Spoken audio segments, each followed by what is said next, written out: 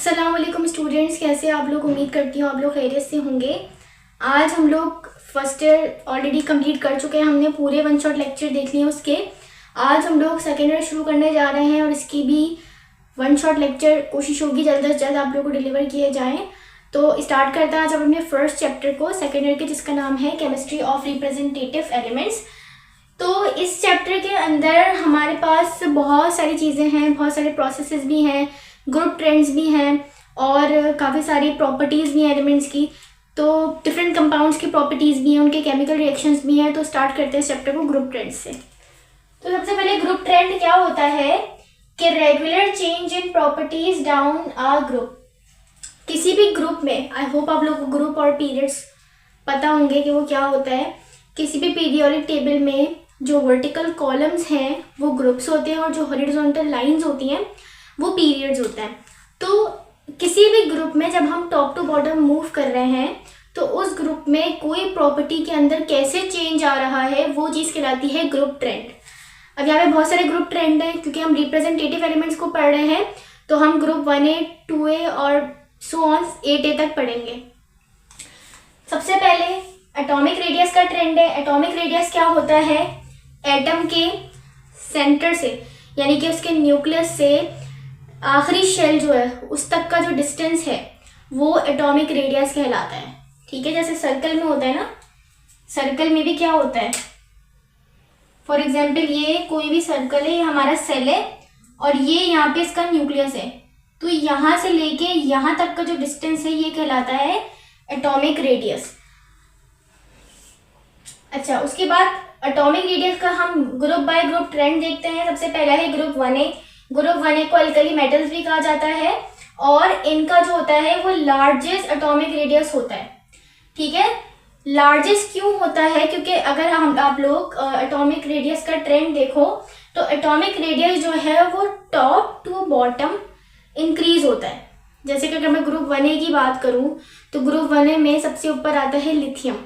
तो लिथियम का सबसे छोटा होगा, ठीक है, एटॉमिक रेडियस। उसके बाद सोडियम का और बड़ा होगा, पोटेशियम का और बड़ा होगा, रुबिडियम का और बड़ा होगा और सीजियम का सबसे बड़ा होगा। तो टॉप टू बॉटम हम जब किसी ग्रुप में मूव करते हैं तो एटॉमिक रेडियस जो है वो बढ़ता जाता है। इसका रीज़न क्या है?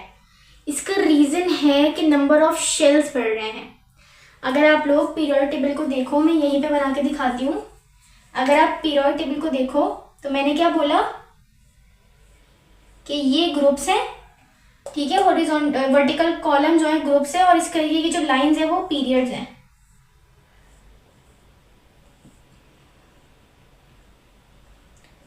सही है। अब अगर आप एक ग्रुप में हो, फॉर एग्जांपल ये मैं ग्रुप 1A में हूँ, ठीक है, 1A में यू मूव कर रही हूँ, तो नीचे मूव करते हुए पीरियड्स बढ़ रहे हैं। फॉर एग्जांपल ये सेकंड पीरियड है, थर्ड पीरियड है, फोर्थ है, ये फिफ्थ है, सिक्स्थ है और फिर नीचे 7। टोटल 7 पीरियड्स होते हैं। ये बात आप लोग को पता होगी। सेकेंड ईयर में आप लोग ऑलरेडी बेसिक डिटेल्स लेकर आ गए हो, तो इसलिए मैं आपको यहाँ पे बहुत डिटेल में इन बेसिक चीज़ों को नहीं डिस्कस करूँगी, सिर्फ ऊपर ऊपर से मैं आपको बता रही हूँ। तो अगर एक ग्रुप में हम नीचे मूव कर रहे हैं तो देखो नंबर ऑफ पीरियड बढ़ रहा है। नंबर ऑफ पीरियड क्या बताता है? नंबर ऑफ शेल के बारे में बताता है कि अगर कोई एटम सेकेंड पीरियड में लाई कर रहा है तो उसके पास 2 शेल्स हैं, थर्ड पीरियड में लाई कर रहा है उसके पास 3 शेल्स हैं, एंड सो ऑन। ऐसे करते करते अगर 7वें पीरियड में लाई कर रहा है तो उसके पास 7 शेल्स हैं। तो जैसे जैसे शेल बढ़ते जा रहे हैं, जैसे फॉर एग्जांपल ये एक शेल है, ये दूसरा शेल, तीसरा शेल, चौथा शेल, तो जैसे जैसे शेल्स बढ़ते जा रहे हैं वैसे वैसे एटम का साइज बढ़ता जा रहा है। तो ये रीजन है कि जब हम ग्रुप में टॉप टू बॉटम आते हैं तो शेल का साइज तो बढ़ रहा है, इस शेल का साइज बढ़ रहा है, इसकी वजह से एटम का रेडियस या एटम का साइज बढ़ रहा है। तो ये रीजन है कि जो ग्रुप 1A वाले होते हैं, आप देखो 1A वाले में क्या है, टॉप टू बॉटम इंक्रीज हो रहा है। अगर टॉप टू बॉटम इंक्रीज हो रहा है तो लेफ्ट टू राइट क्या होगा? डिक्रीज होगा। जो चीज ऐसे इंक्रीज हो रही है वो ऐसे डिक्रीज हो रही होती है। तो ऐसे इंक्रीज हो रहा है, ऐसे डिक्रीज हो रहा है। तो अगर आप देखो तो ग्रुप 1A वालों में तो इंक्रीज हो रहा है, लेकिन जैसे 2A, 3A, 4A ग्रुप में मूव करेंगे वैसे वैसे एटॉमिक साइज डिक्रीज होता जाएगा। तो ये रीजन है कि ग्रुप 1A वालों का जो एटॉमिक रेडियस होता है वो सबसे बड़ा होता है। इनके पीरियड में जितने भी एटम्स के रेडियस होंगे वो सबसे बड़े होंगे और फिर जैसे जैसे आगे मूव करते जाएंगे रेडियस कम होता जाएगा। उसके बाद atomic radius increase from Li to francium. Caesium के बाद फ्रेंशियम ग्रुप 1a के एटम्स है, टॉप टू बॉटम फ्रेंशियम तब इंक्रीज होगा due to addition of new energy levels, क्योंकि एनर्जी लेवल्स या फिर शेल्स बढ़ते जा रहे हैं। उसके बाद है ग्रुप 2a। ग्रुप 2a को अल्कलाइन अर्थ मेटल्स भी कहा जाता है और इनका भी एटॉमिक रेडियस क्या है, टॉप टू बॉटम बढ़ता है।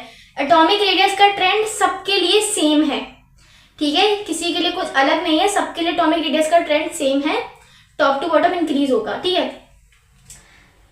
अब यहाँ पे बेरिलियम पहला एलिमेंट होता है अपने ग्रुप का और सबसे आखिरी रेडियम होता है। तो बेरियम से नीचे आते जाएंगे रेडियम तक तो एटॉमिक रेडियस बढ़ता जाएगा। सबसे छोटा बेरिलियम का होगा और सबसे बड़ा रेडियम का होगा। तो यही यहाँ पे लिखा हुआ है, ठीक है। Beryllium is the smallest and Ba is the largest. उसके बाद 3 पे आते हैं तो 3 में एटॉमिक रेडियस जो है वो भी जनरली बढ़ता है, लेकिन यहाँ पे एक एक्सेप्शन है, तभी मैंने इसको यहाँ पे लिखा है।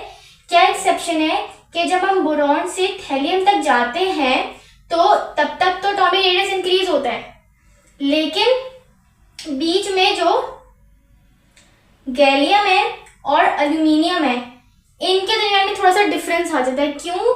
गैलियम का साइज जो है वो छोटा होता है एल्यूमिनियम से, हालांकि एल्यूमिनियम ऊपर आता है और गैलियम नीचे आता है। गैलियम का बड़ा होना चाहिए ना, क्योंकि देखो ऊपर एल्यूमिनियम है, जैसे फॉर एग्जांपल 3rd में एल्यूमिनियम है, 4th में गैलियम है, तो गैलियम के पास 4 शेल है तो गैलियम का साइज बड़ा होना चाहिए, लेकिन गैलियम का साइज छोटा होता है, ठीक है। इसका रीजन क्या है? इसका रीजन है कि poor shielding effect bye D electrons. Gallium के अंदर जो शील्डिंग इफेक्ट है वो बहुत कम होता है, ठीक है। Poor shielding effect, shielding effect क्या होता है कि जो बाहर वाले इलेक्ट्रॉन्स है ना उनको अंदर वाले इलेक्ट्रॉन्स रिपेल कर रहे होते हैं, यानी इनको पुश कर रहे होते हैं बाहर की तरफ, जिसकी वजह से सेल का साइज थोड़ा सा एटम का साइज थोड़ा सा बड़ा हो जाता है। लेकिन यहाँ पे पुअर शील्डिंग इफेक्ट होगा, यानी कि अंदर वाले इलेक्ट्रॉन्स, अंदर के शेल के इलेक्ट्रॉन्स बाहर वाले आखिरी शेल के इलेक्ट्रॉन्स को अच्छी तरीके से रिपेल नहीं कर रहे होंगे, तो उस सूरत में साइज थोड़ा सा छोटा हो सकता है। तो गैलियम का भी यही रीजन है कि उसके अंदर पुअर शील्डिंग इफेक्ट होती है, जिसकी वजह से उसका साइज कंपैरेटिवली छोटा होता है। हालांकि उसका साइज बड़ा होना चाहिए एल्यूमिनियम के मुकाबले में, लेकिन उसका साइज छोटा होता है, सही है। तो ये हो गया। उसके बाद 3A कवर हो गया। 4A पर 4A से लेके 8A तक एक ही ट्रेंड होता है, एटॉमिक रेडियस इंक्रीज होता है top to bottom within each group due to added shells. वही रीजन है कि टॉप टू बॉटम इंक्रीज हो रहा है शेल, क्योंकि नंबर ऑफ शेल इंक्रीज होते जा रहे हैं। अब एक रीजन समझते हैं कि अगर टॉप टू बॉटम इंक्रीज हो रहा है तो लेफ्ट टू राइट डिक्रीज क्यों हो रहा है। अगर मैं फॉर एग्जांपल इस ग्रुप 7 की बात करूँ, पीरियड नंबर 7 की बात करूँ अगर मैं, तो जब हम 7 पीरियड में ऐसे मूव करेंगे तो 7 पीरियड में आप देखो तो शेल सबका सेम है, सबका शेल सेम है, लेकिन ग्रुप नंबर बढ़ता जा रहा है। यहाँ ग्रुप 1A होता है, यहाँ 2A, यहाँ 3A, यहाँ 4A, यहाँ 5A, 6A, 7A and so on, आगे ग्रुप नंबर बढ़ते जा रहे हैं। ग्रुप नंबर क्या बता रहा है कि आखिरी शेल में नंबर ऑफ इलेक्ट्रॉन्स बढ़ते जा रहे हैं, यही बताते हैं ना ग्रुप नंबर। और शेल क्या पीरियड क्या बताता है? नंबर ऑफ शेल्स के बारे में। अगर हम 7th पीरियड में यूं हॉरिजॉन्टली मूव कर रहे हैं तो पीरियड सेम है लेकिन ग्रुप नंबर बढ़ रहा है। ग्रुप नंबर बढ़ने का मतलब क्या? इलेक्ट्रॉन्स बढ़ रहे हैं। इलेक्ट्रॉन्स बढ़ने का मतलब क्या है कि प्रोटॉन्स ही बढ़ेंगे, क्योंकि जब इलेक्ट्रॉन बढ़ते हैं एटॉमिक नंबर क्या होता है? नंबर ऑफ इलेक्ट्रॉन्स और नंबर ऑफ प्रोटॉन्स, यानी कि जितने एटम के अंदर इलेक्ट्रॉन होंगे उतने ही प्रोटॉन होंगे, तभी एटम न्यूट्रल होता है। तो जैसे जैसे इलेक्ट्रॉन का नंबर बढ़ेगा अल्टीमेटली प्रोटॉन का भी नंबर बढ़ेगा, और प्रोटॉन का नंबर बढ़ेगा तो न्यूक्लियस का साइज बढ़ेगा। न्यूक्लियस का साइज क्यों बढ़ेगा? क्योंकि प्रोटॉन न्यूक्लियस के अंदर होते हैं। प्रोटॉन की तादाद बढ़ती जाएगी तो न्यूक्लियस का साइज भी बढ़ता जाएगा, ठीक है। अब देखो न्यूक्लियस का साइज जैसे जैसे बढ़ रहा है ना, तो एक काम हो रहा है कि जो न्यूक्लियस है वो साइज बढ़ने के साथ साथ बाहर जो शेल है, क्योंकि शेल तो सेम ही है, हम तो 7th पीरियड में मूव कर रहे हैं, तो नंबर ऑफ शेल तो सेम है ना, लेकिन उस शेल के अंदर इलेक्ट्रॉन और प्रोटॉन बढ़ते जा रहे हैं। तो न्यूक्लियस बढ़ता जा रहा है, शेल वहीं का वहीं है, लेकिन न्यूक्लियस का साइज बढ़ते बढ़ते जैसे जैसे अंदर से न्यूक्लियस का साइज बढ़ेगा, क्या वो बाहर वाले इलेक्ट्रॉन्स के करीब होता जाएगा। फॉर एग्जाम्पल ये बाहर वाला शेल है और ये न्यूक्लियस है, अब इसका साइज बढ़ रहा है बढ़ रहा है बढ़ रहा है बढ़ रहा है बढ़ रहा है, बढ़ता जाएगा तो बाहर वाले शेल के करीब होता जाएगा। जैसे जैसे बाहर वाले शेल के करीब होगा तो न्यूक्लियस की अट्रैक्शन बाहर वाले इलेक्ट्रॉन से बढ़ जाएगी और वो उन इलेक्ट्रॉन्स को अपनी तरफ अट्रैक्ट करेगा। जब उन इलेक्ट्रॉन्स को अपनी तरफ अट्रैक्ट करेगा तो इतनी फोर्स से अट्रैक्ट करता है कि एटम का साइज श्रिंक हो जाता है थोड़ा सा, जिसकी वजह से एटम का साइज जो है ऐसे जाने पर डिक्रीज होता जाता है, क्योंकि न्यूक्लियस का साइज इस वाले फर्स्ट ग्रुप में थोड़ा सा होगा, सेकंड में और बढ़ जाएगा, थर्ड ग्रुप में और बढ़ जाएगा, फिफ्थ ग्रुप में और बढ़ जाएगा, ऐसे करते करते बढ़ता जाएगा। और जैसे जैसे न्यूक्लियस का साइज बढ़ेगा वो बाहर वाले इलेक्ट्रॉन्स को अपनी तरफ पुश करेगा, अपनी तरफ अट्रैक्ट करेगा, जिससे एटम का साइज छोटा होता जाएगा। ठीक हो गया। तो ये हो गया हमारे एटॉमिक रेडियस का ट्रेंड। अब उसके बाद है आयोनाइजेशन एनर्जी। आयोनाइजेशन एनर्जी क्या है? Energy required to remove electron from gaseous atom. किसी भी एटम के आखिरी शेल में से इलेक्ट्रॉन को निकालने के लिए जो एनर्जी दी जाती है वो एनर्जी आयोनाइजेशन पोटेंशियल कहलाती है। और हमेशा ये बात याद रखना, जब भी आयोनाइजेशन पोटेंशियल हम एनर्जी देंगे, जिस भी एटम पे देंगे वो एटम गैसियस स्टेट में होगा। आयोनाइजेशन एनर्जी देने के लिए, इलेक्ट्रॉन को निकालने के लिए हमें पहले एटम को गैस फॉर्म में लाना पड़ता है। भले वो किसी भी फॉर्म में हो, चाहे सॉलिड फॉर्म में हो चाहे लिक्विड फॉर्म में हो, पहले हम उसको गैस में कन्वर्ट करेंगे और फिर ही उसके अंदर से इलेक्ट्रॉन को निकाल सकते हैं। ठीक है, तो अब इसका ट्रेंड पढ़ते हैं। अच्छा, ट्रेंड इसका जाने से पहले ना मैं आप लोगों को ना एक चार्ट दिखा देती हूँ, जो कि एटॉमिक रेडियस का चार्ट है। अगर आप इसमें देखो, पहले हम ग्रुप 1A और 2A को डिस्कस करते हैं। ग्रुप 1A और 2A की अभी हमने देखा, वैल्यूज वगैरह आपको इतनी याद नहीं करनी है, लेकिन आपको पता होना चाहिए। जैसे कि आप देख सकते हो ग्रुप 1A में लिथियम से लेके फ्रेंशियम तक एटॉमिक रेडियस की वैल्यू बढ़ रही है। 152 है, 186 है, 227 है, 248 है, 265 और 348 है। तो बढ़ती जा रही है value top to bottom group के अंदर। सिमिलरली आप देखो बेरिलियम से लेकर रेडियम तक ग्रुप 2A में तो भी इंक्रीज हो रही है। उसके बाद आ जाते हैं हम ग्रुप 3 पे। 3 पे देखो बोरॉन की 85 है, ठीक है। उसके बाद एल्यूमिनियम की बढ़ गई, 143 हो गई। उसके बाद गैलियम की एकदम से कम हो गई, 135। हालांकि ट्रेंड क्या है, टॉप टू बॉटम इंक्रीज होना है वैल्यू को, लेकिन यहाँ पे क्या हो रहा है, एकदम से एल्यूमिनियम से गैलियम पर आए तो गैलियम की वैल्यू कम हो गई। वही रीजन मैंने बताया कि पुअर शील्डिंग इफेक्ट होता है डी ऑर्बिटल्स के अंदर। फिर इंडियम की बढ़ गई और फिर थैलियम की बढ़ गई। तो ऐसे करते करते सारी वैल्यूज बढ़ते जा रही है। सिर्फ एक्सेप्शन कहाँ पर आ रही है, एल्यूमिनियम और गैलियम के दरमियान में। एल्यूमिनियम की तो बढ़ी है नॉर्मली, लेकिन गैलियम की एकदम से कम हो गई है। उसके बाद ग्रुप 4A में देखो, तो ग्रुप 4A में अगेन यहाँ पे सारी वैल्यूज बढ़ रही हैं top to bottom atomic radius की। ग्रुप 5A में भी वैल्यूज सारी बढ़ रही हैं, ग्रुप 6 में भी वैल्यूज बढ़ रही हैं, 7 में भी, 8 में भी। और टॉप टू बॉटम अगर आप नोटिस करो तो वैल्यूज कम होती जा रही है। जैसे आप पहला पीरियड देखो, बोरॉन का 85 है, कार्बन का कम हो गया 77, नाइट्रोजन का और कम हो गया 75, ऑक्सीजन का 73, फिर फ्लोरीन का 72 और Na का 71। ये Na नहीं है, Ne होगा, नियॉन। सही है। तो लेफ्ट टू राइट वैल्यू में कमी आ रही है। इसका रीजन मैंने आप लोगों को बता दिया कि न्यूक्लियस का साइज बढ़ रहा है।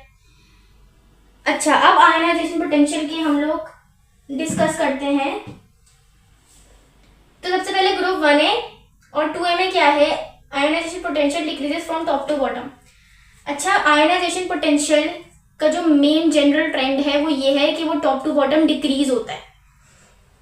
रीजन क्या है इसका, कि देखो मैंने क्या बताया कि हम इलेक्ट्रॉन को निकालने के लिए जो एनर्जी दे रहे होते हैं वो आयनाइजेशन पोटेंशियल है। अब मुझे बताओ कि इलेक्ट्रॉन न्यूक्लियस से जितना दूर होगा, हमें उस इलेक्ट्रॉन को निकालने में आसानी होगी या मुश्किल होगी?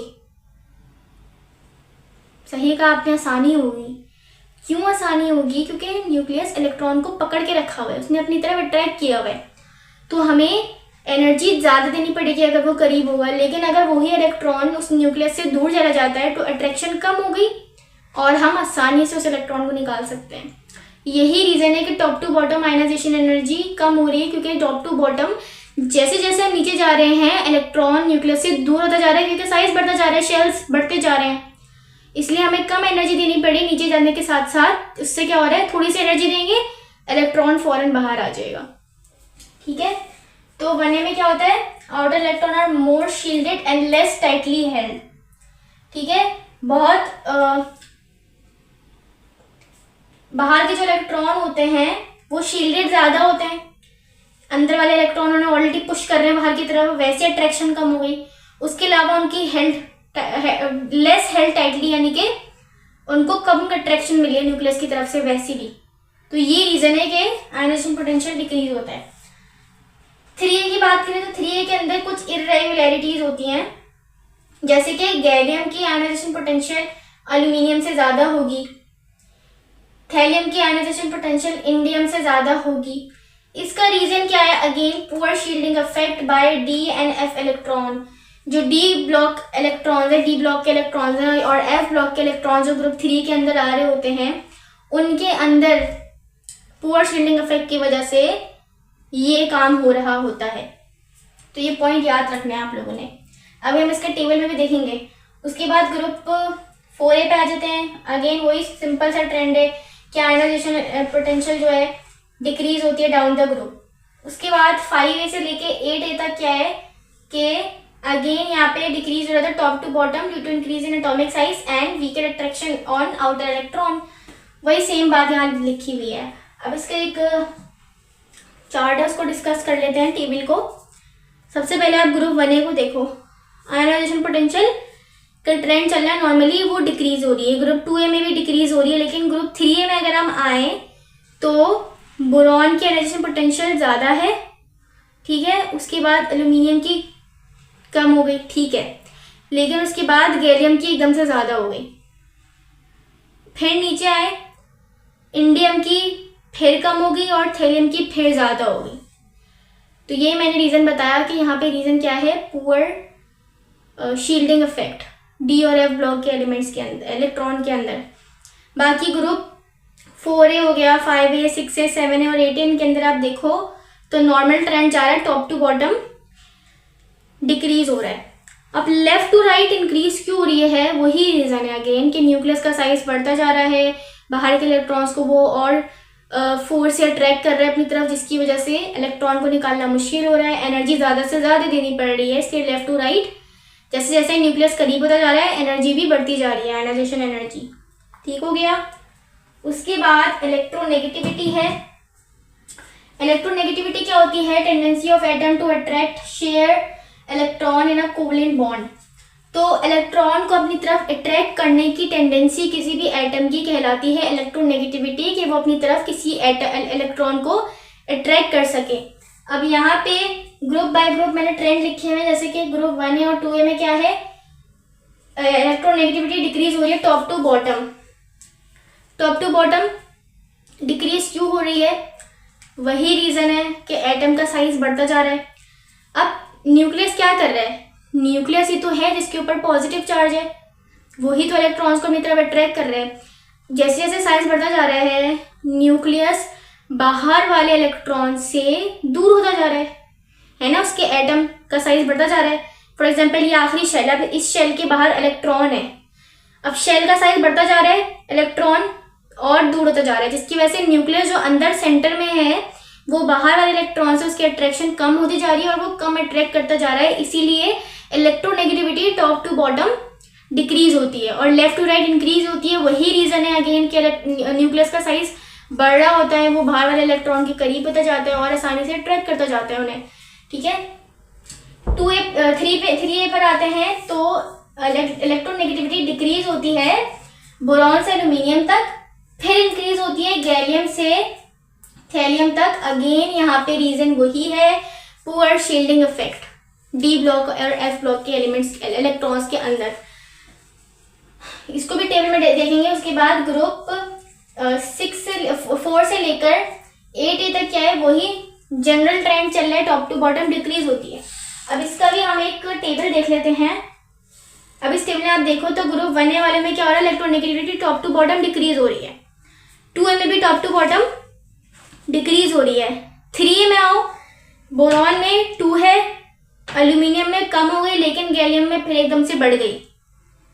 फिर इंडियम में और बढ़ गई, और लास्ट में थेरियम में और बढ़ गई। तो पहले तो नॉर्मल ट्रेंड चल रहा है एल्यूमिनियम तक, बोरॉन में ज्यादा थी, एल्यूमिनियम में कम है, लेकिन लास्ट की तीनों में बढ़ गई। अगेन इन तीनों का रीजन क्या है, पुअर शील्डिंग इफेक्ट। ठीक है, अंदर वाले इलेक्ट्रॉन बाहर वाले इलेक्ट्रॉन्स को सही से रिपेल नहीं कर पाते, जिसकी वजह से क्या होता है, साइज थोड़ा कम ही रहता है उनका, छोटा ही रहता है, और न्यूक्लियस बाहर वाले इलेक्ट्रॉन्स के करीब करीब रहता है। उसके बाद है इलेक्ट्रिकल कंडक्टिविटी।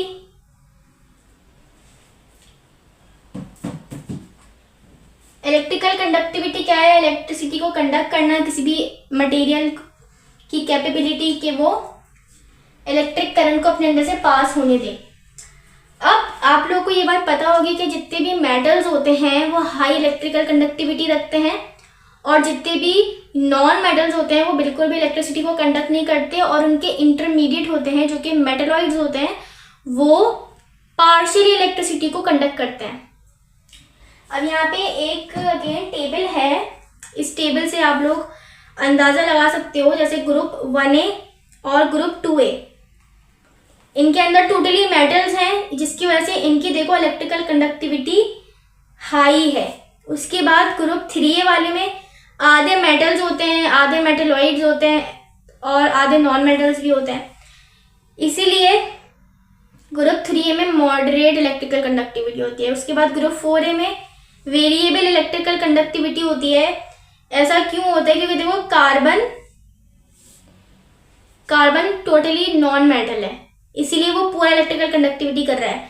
सिलिकॉन मेटलॉइड है, ठीक है, वो मॉडरेट कर रहा होता है। जर्मेनियम मेटलॉइड है, वो कर रहा होता है। टिन मेटलॉइड है, वो कर रहा होता है। और लेड जो है वो बहुत पूरा इलेक्ट्रिकल कंडक्टिविटी कर रहा होता है, ठीक है। उसके बाद 5A में आते हैं, अगेन यहाँ पे मॉडरेट इलेक्ट्रिकल कंडक्टिविटी हुई होती है, क्योंकि कुछ मेटल्स हैं कुछ नहीं है। उसके बाद हेलोजेंस और ग्रुप 8A वाले तो बिल्कुल पूरा इलेक्ट्रिकल कंडक्टिविटी करते हैं, क्योंकि इनके अंदर कोई भी मेटल नहीं है, कोई भी मेटलॉइड नहीं है, ठीक हो गया। उसके बाद ऑक्सीडेशन स्टेट है। ऑक्सीडेशन स्टेट क्या होती है कि oxidation number is a value assigned to an element in a chemical compound. किसी भी एलिमेंट के ऊपर कोई भी चार्ज होना किसी भी केमिकल कंपाउंड के अंदर, वो उसकी ऑक्सीडेशन स्टेट कहलाती है, या ऑक्सीडेशन नंबर कहलाता है। यानी कि वो एलिमेंट कितने इलेक्ट्रॉन लूज या गेन कर सकता है, ये भी कह सकते हैं हम कि उसका वो ऑक्सीडेशन नंबर होता है। जैसे ग्रुप 1A के एलिमेंट्स लिखे हुए हैं इस टेबल के अंदर, और उनका ऑक्सीडेशन नंबर लिखा हुआ है +1, क्योंकि वो एक इलेक्ट्रॉन को अपने अंदर से निकाल सकते हैं, उनके पास आखिरी शेल में एक ही इलेक्ट्रॉन होता है। 2A वालों की +2 है, क्योंकि उनके आखिरी शेल में 2 इलेक्ट्रॉन होते हैं। 3A वालों की +3 है, क्योंकि उनके आखिरी शेल में 3 इलेक्ट्रॉन होते हैं। अब 4A वालों में क्या होता है कि उनके आखिरी शेल में 4 इलेक्ट्रॉन होते हैं। हर एटम चाहता है कि उनके आखिरी शेल में 8 इलेक्ट्रॉन हो। अब इनके पास क्या है, हाफ हाफ वाला चक्कर होता है। ऊपर वाले 1 2 3 में क्या था, उनको 8 करने के लिए रेशियो बहुत ज्यादा था। 1A वाले को 7 इलेक्ट्रॉन चाहिए, उनको कोई नहीं देगा 8 करने के लिए 7 इलेक्ट्रॉन। 2A वालों को 6 चाहिए, 3A वालों को 5 चाहिए, तो इनको इतने ज्यादा इलेक्ट्रॉन नहीं दे सकते कोई। लेकिन ग्रुप 4A में क्या है, हाफ हाफ है। अभी क्या कर सकते हैं, 4 इलेक्ट्रॉन दे भी सकते हैं और 4 इलेक्ट्रॉन ले भी सकते हैं, दोनों चीजें कर सकते हैं। इसीलिए इनके देखो क्या लिखा, ऑक्सीडेशन नंबर -4 से लेके +4 तक। उसके बाद 5A वाले हैं, 5A वालों की -3 से लेके +5 तक होती है। वैसे तो इनकी जनरल जो होती है ना, वो -3 होती है, जो कि इनकी नॉर्मल होती है नॉर्मली। लेकिन एबनॉर्मल ऑक्सीडेशन नंबर ये हो सकते हैं -3, -2, +5, सॉरी -2, +3 और +5 एबनॉर्मल है। जनरल इनका -3 होता है। अगर आप कंडीशंस दोगे तो ये वाली ऑक्सीडेशन स्टेट भी आपको शो कर देंगे। उसके बाद है 6A वाले। 6A वाले का नॉर्मल जो होता है वो -2 होता है, लेकिन एबनॉर्मल इनकी +2, +4 और +6 है। अगेन इनको कंडीशंस दोगे तो ये आपको ये वाली ऑक्सीडेशन स्टेट शो कर सकते हैं। हेलोजेंस की जनरल जो होती है वो -1 होती है, लेकिन ये +1 +3 +5 और +7 भी दे सकते हैं, डिपेंड करता है आप इन्हें कितनी एनर्जी दे रहे हो। अगर आप इन्हें बहुत ज़्यादा एनर्जी दोगे तो फिर इस सूरत में इलेक्ट्रॉन को लूज़ करना भी शुरू कर दे रहे हैं। वो उस सूरत में होता है कि जब आप ज़बरदस्ती करवा रहे हो, ये खुद से जो करते हैं वो -1 होते हैं। और लास्ट में जो ग्रुप 8 है नोबेल गैसेस, उनके पास ऑलरेडी 8 इलेक्ट्रॉन है, तो वो ना इलेक्ट्रॉन किसी को देते हैं ना वो इलेक्ट्रॉन किसी से लेते हैं, इसलिए इनका ऑक्सीडेशन नंबर 0 होता है। अच्छा, उसके बाद ऑक्सीडेशन स्टेट के बाद लास्ट है हमारे पास melting point of representative elements. तो पहले हम लोग इस चार्ट को देख लेते हैं। मेल्टिंग पॉइंट देखें अगर, तो लिथियम से लेके सीजियम तक मेल्टिंग पॉइंट डिक्रीज हो रहा है। डिक्रीज क्यों हो रहा है? क्योंकि जैसे जैसे एटम का साइज बढ़ रहा है, न्यूक्लियस बाहर वाले इलेक्ट्रॉन से कम होता जा रहा है, दूर होता जा रहा है, जिससे उनकी अट्रैक्शन कम होती जा रही है और मेटेलिक बॉन्ड वीक होता जा रहा है। इसीलिए मेटल्स में ग्रुप 1 और ग्रुप 2 में top to bottom melting boiling point decrease हो रहे हैं। 3A में आते हैं। 3A में देखो बोरॉन का ज़्यादा है, फिर एल्यूमिनियम का कम हो गया, फिर गैलियम का और कम हो गया, इंडियम का और कम हो गया और थैलियम का एकदम से बढ़ गया। तो यहाँ पे अगेन 3A के लिए एक रीज़न यूज होता है और वो रीज़न क्या है? पुअर शील्डिंग इफेक्ट का। उसके बाद 4A में आते हैं। कार्बन का ज़्यादा, सिलिकॉन का कम हो गया, ठीक है, जर्मेनियम का कम हो गया, टिन का कम, और फिर लेड का एकदम से बढ़ गया। अगेन यहाँ पे पुअर शील्डिंग इफेक्ट का रीज़न आता है। 5A में देखें अगर, नाइट्रोजन है, फॉस्फोरस है, आर्सेनिक है और एंटीमनी और बिस्मथ है, इनका क्या जा रहा है? नॉर्मल ट्रेंड चल रहा है। देखो पहले तो नाइट्रोजन का -210 है, ठीक है, बॉइलिंग पॉइंट। उसके बाद फॉस्फोरस का बढ़ गया, आर्सेनिक का और बढ़ गया, फिर Sb का कम हो गया और Bi का फिर से कम हो गया। तो यहाँ पे पुअर शील्डिंग इफेक्ट रीजन हो सकता है। उसके बाद हम आ जाते हैं अपने ग्रुप 6A पे। ऑक्सीजन का कम है, सल्फर का ज़्यादा हो गया, फिर Se का ज़्यादा, सिलीनियम का ज़्यादा, टिलीनियम का ज़्यादा और पोलोनियम का तो लिखा हुआ ही नहीं है। अच्छा, यहाँ पे ये रीज़न क्यों है कि इनके बढ़ क्यों रहे हैं? क्योंकि ये हैं गैसेस, ठीक है। गैसेस में क्या होता है, जैसे जैसे साइज बढ़ता है वैन डर वाल्स फोर्सेस बढ़ती हैं, क्योंकि van der Waals forces depend करती हैं डेंसिटी पे, ठीक है। तो इसीलिए ये रीज़न है कि जैसे जैसे इनका साइज बढ़ रहा है तो वैन डर वाल्स फोर्सेस बढ़ती जा रही हैं, ठीक है, जिसकी वजह से इनका मेल्टिंग बॉइलिंग पॉइंट बढ़ता जा रहा है। सेम रीज़न ग्रुप 7A के लिए और सेम रीज़न ग्रुप 8A के लिए है, ठीक है।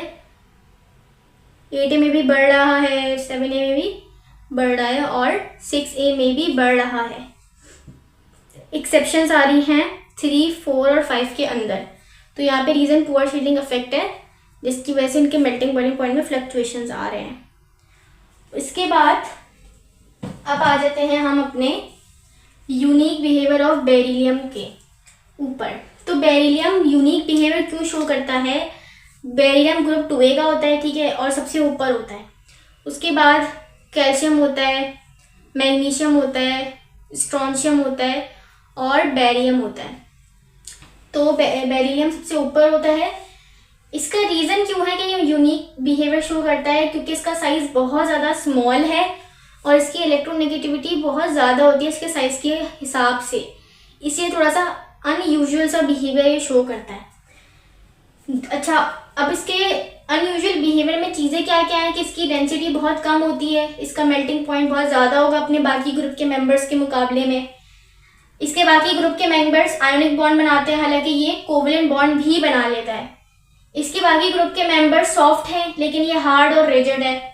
इसके बाकी ग्रुप के मेंबर्स प्रोटेक्टिव लेयर नहीं बनाते, लेकिन बेरिलियम एक प्रोटेक्टिव लेयर बना लेता है। प्रोटेक्टिव लेयर कैसे बनाता है कि ये ऑक्सीजन से रिएक्शन करके एक ऑक्साइड बनाता है जो कि प्रोटेक्टिव लेयर बना लेता है, जिससे क्या होता है मजीद ऑक्सीजन से रिएक्शन नहीं होता और ये मजीद कोरोजन नहीं करता। क्योंकि कोरोजन में क्या होता है, मेटल अपने ऑक्साइड बना लेता है। जब ये एक प्रोटेक्टिव लेयर बना लेगा तो मजीद ऑक्सीडेशन होगी ही नहीं, मजीद ऑक्सीजन से रिएक्शन करेगा नहीं, जिसकी वजह से क्या होगा, कोरोजन नहीं होगी मजीद।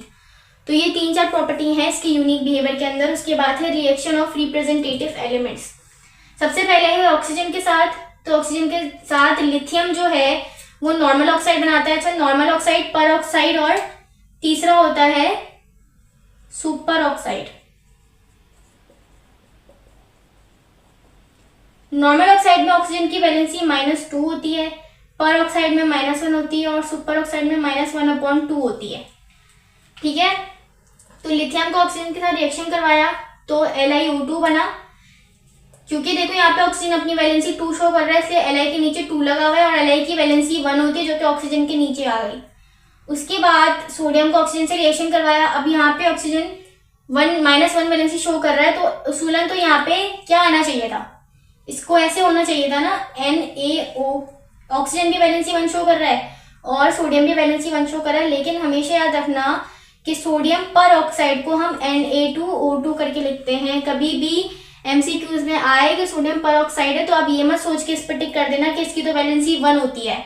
वैलेंसी 1 जरूर होती है, लेकिन दोनों के नीचे 2 लगा हुआ होता है। 2 और 2 वैसे ही दूसरे को कैंसिल कर रहा होता है, तो वैसे ही बैलेंस कर रहा होता है, तो दोनों का रेशियो सेम है। यही पर ऑक्साइड की मतलब होता है। उसके बाद M+O2।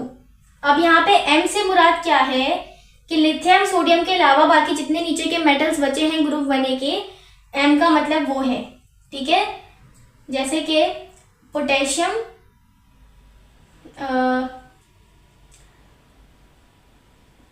रुबिडियम और सीजियम, ये तीनों बचते हैं ना, तो M का मतलब है पोटेशियम, रुबिडियम और सीजियम। तो इनका रिएक्शन जब O2 से होगा तो ये सुपर ऑक्साइड बनाते हैं, तो इनका क्या बनकर आएगा, MO2 बनकर आएगा। क्यों? क्योंकि कभी भी हम 1/2 में किसी भी एटम का ऑक्सीडेशन स्टेट नहीं शो करते हैं, तो जब यहाँ पे M के साथ 1/2 लगेगी ऑक्सीजन की वैलेंसी, तो हम इस पूरे को 2 से मल्टीप्लाई करवाते हैं, जिससे क्या होता है 2 से 2 ये वाला कैंसिल हो जाता है और ये 2 मल्टीप्लाई होकर ऑक्सीजन के नीचे आ जाता है, जिसकी वजह से ये MO2 बन जाता है। ये तो हो गए ग्रुप 1A वाले। अब ग्रुप 2A को देखते हैं। 2A के अंदर MO2 यानी कि ये M किस किस की बात हो रही है, beryllium, magnesium, calcium. Beryllium, magnesium, calcium बनाते हैं नॉर्मल ऑक्साइड, इसलिए देखो MO लगा हुआ है। मेटल की भी, क्योंकि ग्रुप 2 वाले इनकी भी वैलेंसी 2, ऑक्सीजन की भी वैलेंसी 2, इसलिए इनके नीचे कुछ भी नहीं लगा हुआ। ठीक है, इधर बेरिलियम, मैग्नीशियम और कैल्शियम की बात हो रही है, तो ये क्या बनाएंगे, BeO, MgO, CaO। अगर हम बात करें स्ट्रोंशियम और बेरियम की, तो ये पर ऑक्साइड बनाते हैं, तो जब इनका रिएक्शन होगा तो MO2 बनेगा। इनकी वैलेंसी 2 ऑक्सीजन के नीचे आ जाएगी और ऑक्सीजन की वैलेंसी 1 इनके नीचे आ गई, इसलिए MO2 हो गया। उसके बाद वाटर से रिएक्शन है। 1A वाले कैसे रिएक्शन करते हैं, हाइड्रोक्साइड बना लेंगे, MOH और हाइड्रोजन गैस रिलीज होगी साथ में। यहाँ M का मतलब क्या है, Li, Na, K और Rb, और बाकी बैलेंस किया हुआ है। बाकी 2A पे आ जाते हैं। 2A में किसी भी ग्रुप 2A का मेटल, अच्छा M का मतलब है कोई भी मेटल, यहाँ पे मैंने लिखा हुआ भी है, M की जगह Mg भी हो सकता है, Ca भी हो सकता है, Cr भी, Sr भी हो सकता है। तो जब 2A के मेटल का वाटर से रिएक्शन करवाएंगे तो MOH2 आ जाएगा। क्यों? क्योंकि OH की वैलेंसी 1 होती है, वो M के नीचे आ जाएगी, और M जो है वो ग्रुप 2A का, इसलिए इसकी 2 वैलेंसी इसके नीचे आ गई और साथ में हाइड्रोजन गैस रिलीज हो गई और ये रिएक्शन हमारा हो गया। उसके बाद मेटल्स का हेलोजन के साथ रिएक्शन है, ग्रुप 1A के मेटल का करवाएंगे तो MX हो जाएगा, क्योंकि हेलोजन की वैलेंसी भी 1 होती है। 2A से करवाएंगे तो MX2 हो जाएगा, क्योंकि ग्रुप 2A है तो उसकी वैलेंसी 2 इसके नीचे आ जाएगी। नाइट्रोजन से करवाएंगे, नाइट्रोजन की वैलेंसी 3 होती है, क्योंकि वो ग्रुप 5 का है, उसको 8 करने के लिए 3 इलेक्ट्रॉन को लेना पड़ता है, इसीलिए उसकी वैलेंसी 3 है। तो ग्रुप 1A से करवाएंगे M+N2 तो M3N। N के नीचे 1 क्यों आया, क्योंकि मेटल की वैलेंसी 1 है और N की जो वैलेंसी 3 है वो मेटल के नीचे आ गई, मेटल ग्रुप 1A का है इसलिए वैलेंसी 1 है। 2A में आ जाते हैं तो मेटल की वैलेंसी 2 N के नीचे आ गई और N की वैलेंसी 3 M के नीचे आ गई, और ये रिएक्शन हो गया जहाँ पे M का मतलब है सारे ग्रुप 2A के मेटल्स और यहाँ पे M का मतलब है सारे 1A के मेटल्स। उसके बाद हाइड्रोजन से रिएक्शन है। हाइड्रोजन से 1A के सारे मेटल्स रिएक्शन करके MH बना लेते हैं, NaH हो जाएगा, ठीक है, KH हो जाएगा, LiH हो जाएगा, ठीक है, हाइड्राइड बन जाएगा, सॉरी। और 2A के मेटल्स में हाइड्रोजन के साथ रिएक्शन सिर्फ कैल्शियम, स्ट्रोंशियम और बेरियम करते हैं, बेरिलियम और मैग्नीशियम नहीं करते, ठीक है। तो ये बात याद रखना आप लोग कि वो दोनों रिएक्शन नहीं करते। सिमिलरली यहाँ पे बताना मैं आप लोग को भूल गई, वाटर से भी बेरिलियम रिएक्शन नहीं करता, क्योंकि मैंने बताया ना इसको थोड़ा सा अनयूजुअल बिहेवियर होता है, इसकी वजह से वो वाटर से रिएक्शन नहीं करता और ये प्रोटेक्टिव लेयर बना देता है। तो थोड़ा सा रिएक्शन करेगा, उसके बाद वो रुक जाता है, इसीलिए बेसिकली यहाँ पे रिएक्शन वो करता ही नहीं है। तो ये आ सकता है एमसीक्यूज के लिए इंपॉर्टेंट है कि क्या बेरिलियम वाटर से रिएक्शन करता है, तो ये आप लोग को बेरिलियम तो नहीं करता। फिर मैग्नीशियम जो है ना वो स्टीम से करेगा, यानी कि हॉट वाटर से रिएक्शन करेगा, नॉर्मल पानी से रिएक्शन नहीं करेगा। बाकी कैल्शियम और स्ट्रोंशियम रूम टेम्परेचर वाले पानी से भी रिएक्शन कर जाएंगे। तो यहाँ पे भी सेम रीजन इम्प्लाई होता है बेरिलियम और मैग्नीशियम के लिए कि वो हाइड्रोजन से रिएक्शन क्यों नहीं कर रहे, रीजन यही है। ठीक है, उनकी रिएक्टिविटी थोड़ी कम होती है इनसे। तो मेटल और हाइड्रोजन का रिएक्शन हो रहा है तो MH2 बन रहा है, और ये कैल्शियम स्ट्रोंशियम और बेरियम की बात हो रही है। उसके बाद अल्कोहल से रिएक्शन है, वने वाले अल्कोहल से रिएक्शन करते हैं तो क्या होता है, ये पूरा नेगेटिव होता है और H पॉजिटिव होता है, तो H हट जाता है और H की जगह ये M आके लग जाता है। सिंपल यही हुआ, देखो H2 रिलीज हो गया। और यहाँ पे अल्कोहल से रिएक्शन कौन कौन करता है, लिथियम, सोडियम और पोटेशियम। बाकी रुबेडियम और सीजियम अल्कोहल से रिएक्शन नहीं करते। 2A वाले कोई भी रिएक्शन नहीं करता क्योंकि इनकी रिएक्टिविटी बहुत लो होती है अल्कोहल्स के साथ। ठीक है, बेसिकली वो रिप्लेस नहीं कर सकते इस H को, इसीलिए। एसिड के साथ रिएक्शन अगेन यहाँ पे 1A वाले आसानी से रिएक्शन कर जाते हैं। यहाँ पे H पॉजिटिव होता है, Cl नेगेटिव होता है, तो वो H को हटा के Cl के साथ लग जाते हैं और H2 रिलीज हो जाता है। अगेन यहाँ पे मेटल में लिथियम, सोडियम और पोटेशियम होता है। सारे मेटल्स भी एसिड से रिएक्शन नहीं करते। 2A वाले का कोई भी रिएक्शन नहीं करता। तो ये बात आप लोगों ने याद रखनी है कि हमेशा याद रखना कि 2A वालों में सारे एटम्स ना अल्कोहल से रिएक्शन करते हैं ना एसिड से रिएक्शन करते हैं। उसके बाद सोडियम हाइड्रोक्साइड है, इसको हम लोग समझते हैं डायग्राम के थ्रू। अच्छा, सोडियम हाइड्रोक्साइड से पहले ना एक फ्लेम टेस्ट का चार्ट है, इसको सिर्फ आप लोग रीड कर लेना इस चार्ट को कि कौन सा एलिमेंट जब हम इसको जलाएंगे तो ये क्या फ्लेम का कलर दे रहा है। जैसे लिथियम को जलाने पे रेड कलर आता है, सोडियम को जलाने पे येलो कलर आता है, पोटेशियम को जलाने पे वायलेट कलर आता है। इसी तरीके से आप सारे एक बार इसको रीड कर लेना कि किसको जलाने पे कौन सा कलर हमें मिलता है। उसके बाद आ जाते हैं हम सोडियम हाइड्रोक्साइड के ऊपर। सोडियम हाइड्रोक्साइड की आप डायग्राम देख रहे होंगे। इस डायग्राम में आपको दो चीजें दिखाई दे रही हैं, एक ऊपर वाला चैम्बर है और एक नीचे वाला चैम्बर है। जो ऊपर वाला चैम्बर है उसके अंदर टाइटेनियम के जो ब्लॉक है ना उनको लटकाया हुआ है NaCl के सॉल्यूशन के अंदर। और यहाँ पे टाइटेनियम जो है ऊपर वाले चैम्बर में टाइटेनियम एनोड की तरह काम कर रहे हैं, इनको पॉजिटिव टर्मिनल से कनेक्ट किया हुआ है बैटरी के। ठीक है, ये बात हो गई। और इसमें क्या है, मैंने क्या बोला कि ब्राइन यानी कि NaCl के सॉल्यूशन, NaCl को पानी में घोला हुआ है और वो ऊपर वाले चैम्बर में भरा हुआ है। उसके बाद ऊपर वाले चैम्बर आप देखो एक पाइप से कनेक्ट हो रहा है दूसरे चैम्बर तक। इस पाइप के अंदर एक मरकरी पंप लगा हुआ होता है और इस पूरे पाइप के अंदर मरकरी भरी हुई होती है। मरकरी क्या है, एक लिक्विड मेटल होता है और ये ट्रांजिशन मेटल होता है। ठीक है, तो मरकरी भरी हुई होती है। मरकरी जो है वो कैथोड की तरह काम कर रही होती है क्योंकि इसको बैटरी के नेगेटिव टर्मिनल से कनेक्ट किया हुआ होता है। उसके बाद ये जो पाइप है, दोनों तरफ से पाइप, पंप की तरफ से भी और ऊपर वाले चैम्बर की तरफ से भी पाइप जा रहा है एक खास बॉक्स के अंदर, एक खास चैम्बर के अंदर, जिसको कहा जाता है डिन्यूडर। डिन्यूडर के अंदर क्या होता है कि डिन्यूडर के अंदर पानी भरा हुआ होता है और साथ में ग्रेफाइट ब्लॉक उसके अंदर डिप हुए होते हैं। ठीक है, और इस पूरे चैम्बर को हम कहते हैं डिन्यूडर। अब इसके अंदर होता क्या है, सबसे पहले तो यहाँ पे रिएक्शन से समझते हैं। सबसे पहले क्या होगा, जब हम इलेक्ट्रिसिटी पास करेंगे तो जो NaCl के अंदर NaCl का जो सॉल्यूशन है उसमें Na पॉजिटिव में कन्वर्ट होगा, Cl नेगेटिव में कन्वर्ट होगा। ठीक है, अभी जो Cl नेगेटिव में कन्वर्ट हुआ है ना, ये भागता हुआ जाएगा एनोड के पास। ये रिएक्शन हो रहा है एनोड पे, यानी कि टाइटेनियम ब्लॉक पे जाएगा।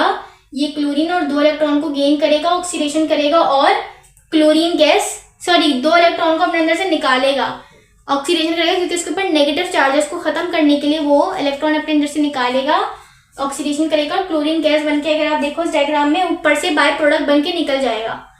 उसके बाद सोडियम जो है Na पॉजिटिव था, क्योंकि ये पॉजिटिव है, ये 2 इलेक्ट्रॉन को गेन करेगा, कहाँ जाके, ये करेगा कैथोड पे, यानी कि ये मूव करेगा मरकरी की तरफ, और मरकरी के पास जाके 2 इलेक्ट्रॉन को लेगा और रिडक्शन करने के बाद सोडियम में कन्वर्ट हो जाएगा। अब मरकरी जो है वो एक ट्रांजिशन एलिमेंट है। ट्रांजिशन एलिमेंट क्या करते हैं, वो किसी भी चीज़ के साथ रिएक्शन नहीं करते, बल्कि वो रिप्रेजेंटेटिव की बात कर रही हूँ, रिप्रेजेंटेटिव एलिमेंट के साथ कभी भी ट्रांजिशन एलिमेंट रिएक्शन नहीं करते, बल्कि उनके साथ मिक्स हो जाते हैं। तो यहाँ पे सोडियम जो है मरकरी के साथ मिक्स होकर सोडियम एमेलगम बना लेगा, इसको कहते हैं एमेलगम। ठीक है, एमेलगम बना लेगा। अब हमें तो सोडियम हाइड्रोक्साइड चाहिए, जिसके लिए हमें सोडियम को इससे अलग करना पड़ेगा। इसीलिए यहाँ पे साइड पे जो एक बॉक्स है वो बना हुआ है डिन्यूडर का। ये डिन्यूडर का काम क्या होता है, सोडियम को एमेलगम में से अलग करना।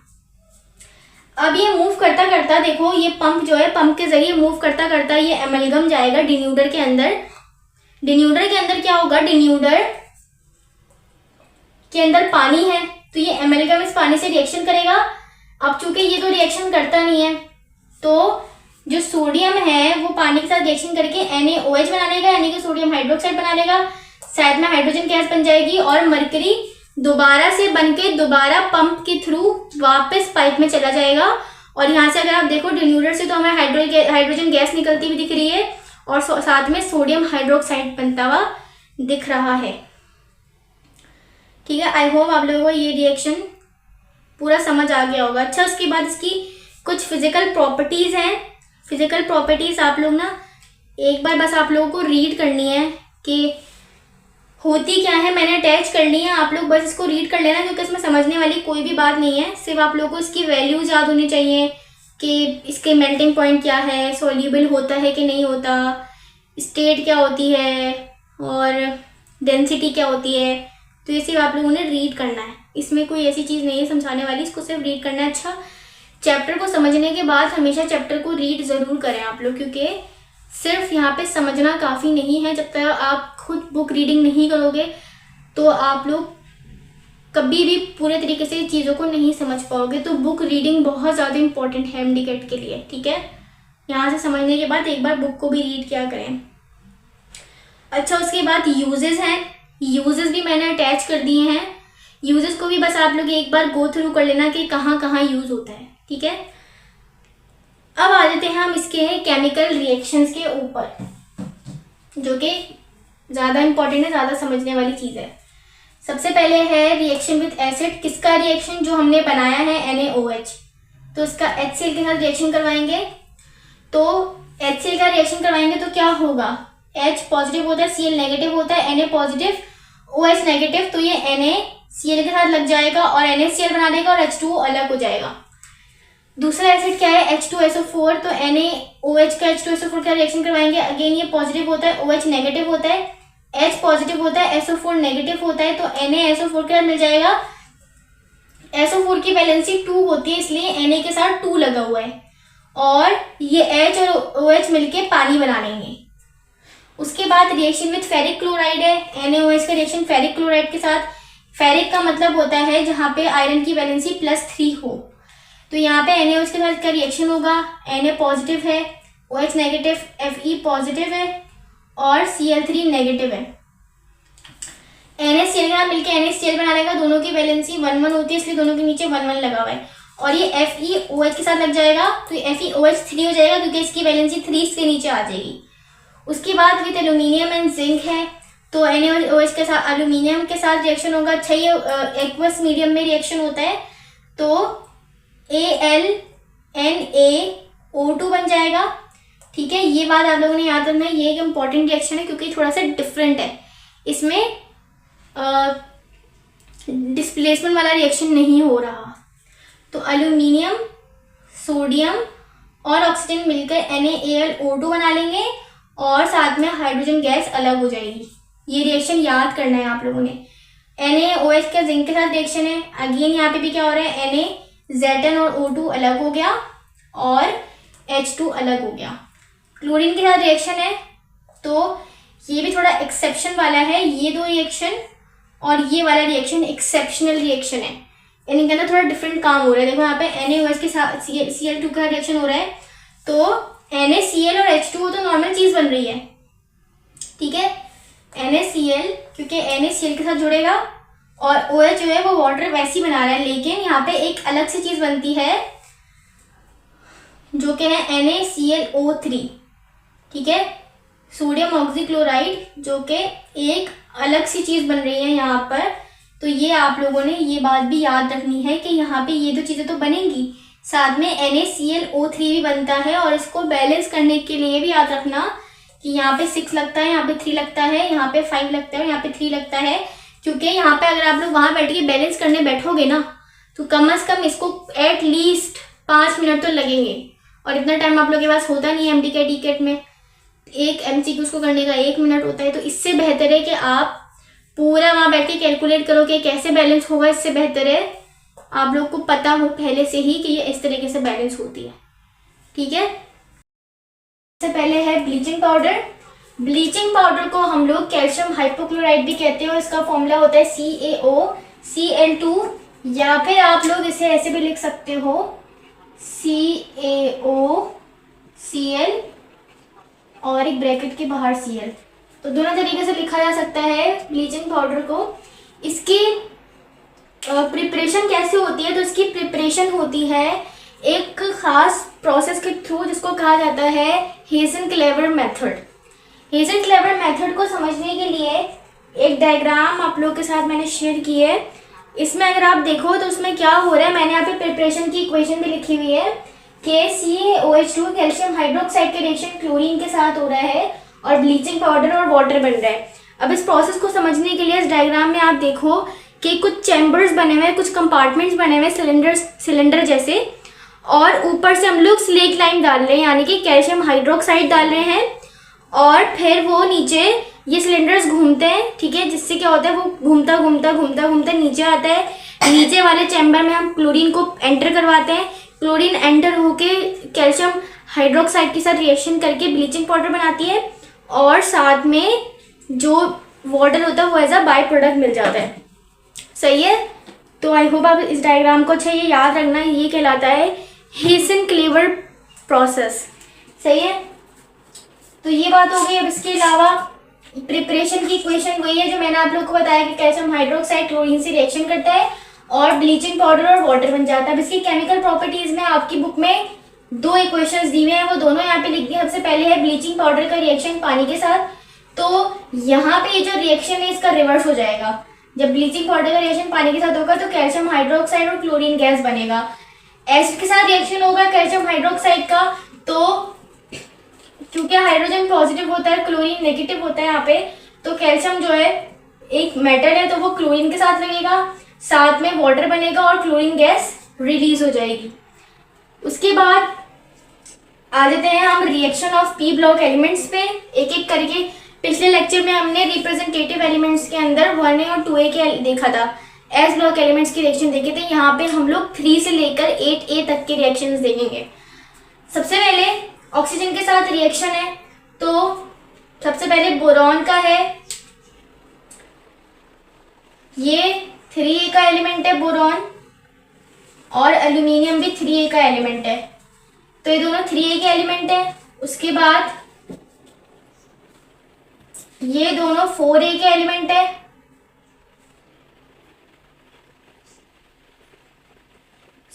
सिलिकॉन भी। नाइट्रोजन 5A का है, अगेन ये भी, और ये दोनों भी, ठीक है। तो ऑक्सीजन के साथ रिएक्शन दिया हुआ है। सबसे पहले बोरॉन का रिएक्शन है। सब बोरॉन और कार्बन इजीली रिएक्ट कर जाते हैं, इनके लिए कोई कंडीशंस नहीं चाहिए होती। बोरॉन का रिएक्शन जब हम ऑक्सीजन के साथ करवाते हैं तो बोरॉन ऑक्साइड बनता है। यहाँ पे बोरॉन जो है वो ऑक्सीजन के साथ नॉर्मल ऑक्साइड बना रहा है, क्योंकि ऑक्सीजन की वैलेंसी 2s के नीचे आ रही है। इसी तरीके से एल्यूमिनियम भी ऑक्सीजन के साथ एक नॉर्मल ऑक्साइड बना रहा है, एल्यूमिनियम ऑक्साइड, ठीक है। और यहाँ पे भी ऑक्सीजन की वैलेंसी 2 है जो कि एल्यूमिनियम के नीचे आ रही है। कार्बन ऑक्सीजन के साथ रिएक्शन करके दो रिएक्शन कर सकता है, या तो कार्बन डाइऑक्साइड बनाएगा या फिर कार्बन मोनोऑक्साइड बनाएगा। उसके बाद सिलिकॉन पर आते हैं। सिलिकॉन ऑक्सीजन पे नॉर्मल कंडीशंस पे रिएक्शन नहीं करता, हमें उसे कंडीशंस देनी पड़ती हैं।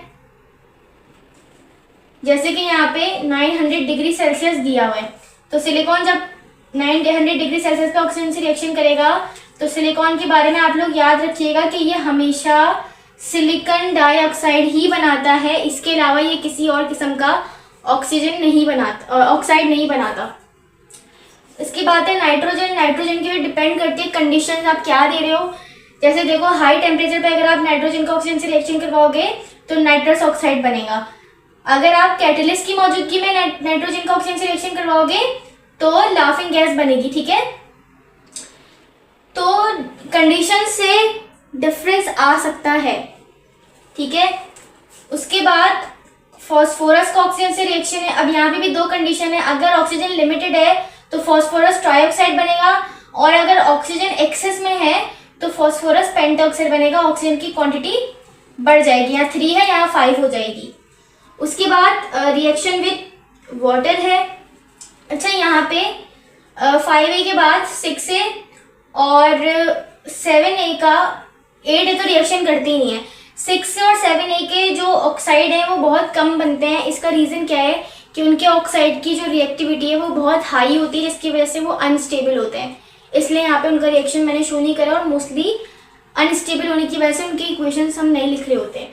तो वाटर के साथ रिएक्शन कर देते हैं। वाटर का सबसे पहले ग्रुप 3A में एल्यूमिनियम से करवाया हुआ है वाटर के साथ रिएक्शन, तो एल्यूमिनियम हाइड्रोक्साइड बनेगा और हाइड्रोजन गैस मिलेगी। अच्छा, ये जो एल्यूमिनियम हाइड्रोक्साइड है ना, ये एक थिन फिल्म बना लेता है, जिसकी वजह से एल्यूमिनियम का पानी के साथ रिएक्शन लिमिटेड होता है। उसके बाद सिलिकॉन का जब हम वाटर से रिएक्शन करवाते हैं तो सिलिकॉन नॉर्मल कंडीशन में पानी से रिएक्शन नहीं करता, बल्कि ये पानी यहाँ पे स्टीम की सूरत में मौजूद होता है। ठीक है, तो ही सिलिकॉन रिएक्शन करता है। और मैंने क्या बोला, जब भी ऑक्सीजन होगा तो ये सिलिकॉन डाइऑक्साइड लाजमी बनाएगा और हाइड्रोजन गैस रिलीज होगी। उसके बाद फॉस्फोरस का पानी से रिएक्शन होता है तो फॉस्फोरिक एसिड बनता है और फॉस्फीन गैस बनती है PH3। ठीक है, तो ये थोड़ा इंपॉर्टेंट रिएक्शन है क्योंकि यहाँ पे कुछ एक्स्ट्रा चीज बन रही है जो कि फॉस्फीन गैस है, और ये भी सब नॉर्मल कंडीशंस पे हो जाता है। एल्यूमिनियम ग्रुप 3 का है, सिलिकॉन ग्रुप 4 का है, फॉस्फोरस ग्रुप 5 का है। अब आ जाते हैं सल्फर, जो कि ग्रुप 6 का है। सल्फर का वाटर का रिएक्शन करवाएंगे, अगेन पानी में ऑक्सीजन होती है तो सल्फर अगेन ऑक्सीजन के साथ मिलके एक ही ऑक्साइड बनाता है जो कि बहुत कॉमन है, SO2 सल्फर डाइऑक्साइड, और हाइड्रोजन गैस रिलीज हो जाती है। क्लोरीन का वाटर का रिएक्शन करवाते हैं तो HCl बनता है और साथ में हाइपोक्लोरस एसिड बनता है। इसका आप ऐसे अंदाजा लगा सकते हो कि पानी में H पॉजिटिव होता है और OH नेगेटिव होता है, तो एक Cl H के साथ जुड़ गया और एक Cl OH के साथ जुड़ गया। सिमिलरली Br के साथ भी यही है कि वाटर से रिएक्शन करवाया तो एक HBr बना और HOBr बना। HOCl क्या होता है, हाइड्रोक्लोरस एसिड, और ये हाइड्रोब्रोमस एसिड। सही है। उसके बाद हाइड्रोजन से रिएक्शन है। सबसे पहले ग्रुप 3A वाले का एल्यूमिनियम का क्लोरीन के साथ रिएक्शन है, तो ये हाई टेम्परेचर पर होता है, जिससे क्या बनता है, एल्यूमिनियम क्लोराइड बनता है। कार्बन का क्लोरीन के साथ रिएक्शन है, नॉर्मल कंडीशंस पे हो जाता है तो कार्बन टेट्राक्लोराइड बनता है। उसके अलावा नाइट्रोजन का क्लोरीन के साथ रिएक्शन होता है तो नाइट्रोजन ट्राइक्लोराइड बनता है, और ऑक्सीजन का उसके साथ रिएक्शन होता है तो ये F2O बनता है, फ्लोरीन ऑक्साइड। अच्छा, ये अगेन यहाँ पर मैंने क्या बोला था, हमने ऑक्सीजन में कहीं पर भी रिएक्शन नहीं देखा था हेलोजन के साथ, तो ये जो इनकी रिएक्टिविटी होती है हाई होती है, जिसकी वजह से ऑक्साइड, हेलोजन के जो ऑक्साइड्स होते हैं ना वो बहुत ज़्यादा अनस्टेबल होते हैं। ठीक है, तो इसीलिए मैंने सिर्फ फ्लोरीन से दिखाया हुआ रिएक्शन बाकियों से नहीं दिखाया हुआ, क्योंकि उनकी रिएक्टिविटी बहुत हाई होती है और ये बहुत देर तक नहीं स्टेबल रह पाते। उसके बाद नाइट्रोजन से रिएक्शन है। सबसे पहले बोरॉन का रिएक्शन है नाइट्रोजन के साथ, ये हाई टेम्परेचर पर होता है, डेल्टा ये शो कर रहा है कि ये नॉर्मल टेम्परेचर पर नहीं होगा, हमें कंडीशन देनी पड़ेंगी, हाई टेम्परेचर देना पड़ेगा। इसके बाद नाइट्रोजन और बोरॉन रिएक्शन करके नाइट्रोजन और ये बोरॉन आपस में अटैच हो जाएंगे। अब यहाँ पे देखो, दोनों की वैलेंसी 3 होती है, इसलिए कुछ भी नहीं लगा हुआ इनके नीचे। एल्यूमिनियम का नाइट्रोजन का रिएक्शन होगा तो एल्यूमिनियम नाइट्राइड बन जाएगा। अगेन यहाँ पे एल्यूमिनियम और नाइट्रोजन इन दोनों की वैलेंसी 3 होती है, इसलिए इन दोनों के नीचे कुछ भी नहीं लगा हुआ। कार्बन का नाइट्रोजन के साथ रिएक्शन होगा तो यहाँ पे अगेन कार्बन की वैलेंसी 4 है, इसके नीचे आ गई। नाइट्रोजन की वैलेंसी 3 है, कार्बन के नीचे आ गई। सिलिकॉन का नाइट्रोजन के साथ रिएक्शन होगा तो सिलिकॉन की वैलेंसी 4 नाइट्रोजन के नीचे आ गई, नाइट्रोजन की वैलेंसी 3 सिलिकॉन के नीचे आ गई। सिंपल रिएक्शन हो रहे हैं इनके आपस में। फास्फोरस के नाइट्रोजन के साथ रिएक्शन होगा तो फास्फोरस की यहाँ पे थोड़ी अलग वैलेंसी शो होती है, ये 5 शो कर रहा है, नाइट्रोजन 3 ही शो कर रहा है, हालांकि ये दोनों एक ही ग्रुप के हैं। तो ये वाला थोड़ा एक खास रिएक्शन हो गया, ठीक है। उसके बाद क्लोरीन का नाइट्रोजन का रिएक्शन करवाएंगे तो क्लोरीन की वैलेंसी 1 है जो कि नाइट्रोजन के नीचे लगी है, और नाइट्रोजन की वैलेंसी 3 क्लोरीन के नीचे लगी। तो ये सारे रिएक्शन सिंपल है, जिसमें से ऊपर के सारे रिएक्शन करवाने के लिए हमें कुछ खास टेम्परेचर देना पड़ रहा है। ये खुद से रिएक्शन नहीं कर रहे हैं, लेकिन चूंकि हेलोजन बहुत ज़्यादा रिएक्टिव होते हैं इसलिए इन्होंने नाइट्रोजन के साथ नॉर्मल कंडीशंस पे भी रिएक्शन कर लिया। उसके बाद हाइड्रोजन से रिएक्शन है तो सिलिकॉन का है हाइड्रोजन के साथ रिएक्शन, तो ये हाई टेम्परेचर पर होता है। सिलिकॉन का हाइड्रोजन से रिएक्शन नॉर्मल टेम्परेचर पे नहीं करता ये, तो सिलिकॉन का हाइड्रोजन से रिएक्शन होगा तो SiH4 बन जाएगा, ठीक है। यह हाइड्राइड बन जाएगा सिलिकॉन का हाई टेम्परेचर पर। नाइट्रोजन का हाइड्रोजन का रिएक्शन होगा तो हमें अगेन कंडीशन देनी पड़ती है 400 से 450 डिग्री सेल्सियस, तो अमोनिया गैस बन जाती है। सल्फर का हाइड्रोजन का रिएक्शन करवाते हैं तो H2S गैस बन जाती है, और अगेन इधर भी कंडीशंस देनी पड़ रही है 850 डिग्री सेल्सियस। क्लोरीन और हाइड्रोजन का नॉर्मल टेम्परेचर पे रिएक्शन कराते हैं क्योंकि क्लोरीन बहुत ज़्यादा रिएक्टिव है, और ज़्यादातर हेलोजेंस की रिएक्शन रूम टेम्परेचर पे हो जाते हैं क्योंकि इनकी इलेक्ट्रोनेगेटिविटी बहुत हाई होती है। उसके बाद एक केमिकल बिहेवियर ऑफ हेलोजन, जिसमें सबसे पहले है बॉन्ड एंथैल्पीज। इसको समझने के लिए आप लोगों को एक चार्ट देखना पड़ेगा। इस चार्ट में अगर आप लोग देखो तो काफ़ी चीज़ें दी हुई हैं, जैसे कि हेलोजन से जो बॉन्ड है उसमें इनका एटॉमिक रेडियस, उनकी बॉन्ड लेंथ और इनकी बॉन्ड इंथैल्पीज। तो इंथैल्पी क्या होती है कि वो एनर्जी जो रिक्वायर्ड हो हेलोजन बॉन्ड को तोड़ने के लिए, ठीक है, तो वो एनर्जी कहलाती है इंथैल्पी, बॉन्ड इंथैल्पी। अब देखो फ्लोरीन की बात करें तो इनके बीच का जो एटॉमिक रेडियस है वो 72 होता है, ठीक है। मतलब इन दोनों के बीच में जो गैप है, न्यूक्लियस से न्यूक्लियस के बीच में जो गैप है वो होता है 72। और बॉन्ड लेंथ कितनी है, यानी कि दोनों का जो बॉन्ड है उसकी लेंथ कितनी है 143, और इसकी बॉन्ड इंथैल्पी कितनी होती है, यानी कि इसको तोड़ने के लिए जो हमें इनके बॉन्ड को तोड़ने के लिए जो एनर्जी देनी पड़ती है 159 किलोजूल पर मोल देनी पड़ती है। क्लोरीन के लिए वैल्यूज आप देख लो, ब्रोमीन के लिए वैल्यूज आप देख लो, और आयोडीन के लिए वैल्यूज आप देख लो, सही है। तो यहाँ पे लिखा हुआ है, अच्छा यहाँ पे अगर आप बॉन्ड इंथैल्पीज देखो तो बॉन्ड इंथैल्पीज में फ्लोरीन एक एक्सेप्शन है, क्योंकि फ्लोरीन की बात करें तो उसके अंदर इलेक्ट्रोनेगेटिविटी बहुत ज़्यादा है और इसका साइज़ कंपैरेटिवली बहुत छोटा है, जिसकी वजह से थोड़ा सा और बिहेव करता है बॉन्ड इंथैल्पीज के मामले में। बाकी सारी चीज़ें इसकी नॉर्मल जा रही हैं, ठीक है। तो बॉन्ड इंथैल्पीज में ये थोड़ा सा एक अलग बात है। उसके बाद है acidity of hydrogen halide. Acidity का मतलब क्या है कि कौन सा एसिड ज़्यादा स्ट्रॉन्ग है और कौन सा एसिड वीक है हेलोजन का। तो हेलोजन के अंदर अगर आपको मैं बताऊं तो सारे हेलोजन एसिड बनाते हैं हाइड्रोजन के साथ मिलकर। अब एक अच्छा एसिड कौन होता है ये कैसे पता चलता है कि जो एसिड पानी में डिज़ोल्व होने के बाद H पॉजिटिव आयन आसानी से दे दे, वो स्ट्रॉन्ग एसिड है, वो एक अच्छा एसिड है। अब आप मुझे बताओ कि अगर हमने इलेक्ट्रोनेगेटिविटी का ट्रेंड पढ़ा था पिछले लेक्चर के अंदर, तो इलेक्ट्रोनेगेटिविटी के बारे में मैंने आपको बताया था कि वो टॉप टू बॉटम डिक्रीज होती है और लेफ्ट टू राइट इंक्रीज होती है। लेफ्ट से अगर आप राइट पर जाओगे इंक्रीज हो रही है, तो लेफ्ट से राइट पर जाने पे फ्लोरीन 7th ग्रुप में, यानी कि फ्लोरीन की इलेक्ट्रोनेगेटिविटी सबसे ज़्यादा हाई होगी, और फ्लोरीन के ही ग्रुप में नीचे मूव करते जाएंगे तो इलेक्ट्रोनेगेटिविटी कम होती जाएगी। तो इसका मतलब क्या है कि पूरे पीरियोडिक टेबल में फ्लोरीन की इलेक्ट्रोनेगेटिविटी सबसे ज़्यादा होती है, और जो कि तकरीबन 4.0 होती है। सबसे ज़्यादा इलेक्ट्रोनेगेटिविटी पूरे पीरियोडिक टेबल में फ्लोरीन की होती है और सबसे कम सीजियम की होती है जो कि 0.7 होती है। ये पॉइंट याद रखना आप लोग। अच्छा, उसके अलावा तो अब फ्लोरीन सबसे ज़्यादा इलेक्ट्रोनेगेटिविटी रखता है, यानी कि वो जिसके साथ भी बॉन्ड बनाएगा उसके साथ स्ट्रांगली अटैच होगा, इतनी आसानी से उस बॉन्ड को नहीं तोड़ना चाहेगा। अब मुझे बताओ, अगर मैं फ्लोरीन का एसिड यानी कि हाइड्रोफ्लोरिक एसिड को मैं पानी में डालूंगी तो क्या वो जल्दी मुझे H पॉजिटिव आयन देगा या देर से देगा? सही जवाब दिया आपने, देर से देगा। क्यों देर से देगा? क्योंकि फ्लोरीन की इलेक्ट्रोनेगेटिविटी हाई है और वो बहुत देर से हाइड्रोजन को छोड़ेगा, इतनी आसानी से उससे बॉन्ड नहीं तोड़ेगा, बल्कि बहुत एनर्जी के बाद जाके वो बॉन्ड तोड़ेगा। इसीलिए हम क्या कहेंगे कि HF जो है वो एक वीक एसिड है। क्यों? क्योंकि पानी में जाने के बाद वो बहुत टाइम के बाद, बहुत एनर्जी देने के बाद H पॉजिटिव आयन लूज करेगा, वो भी बहुत कम क्वांटिटी के अंदर।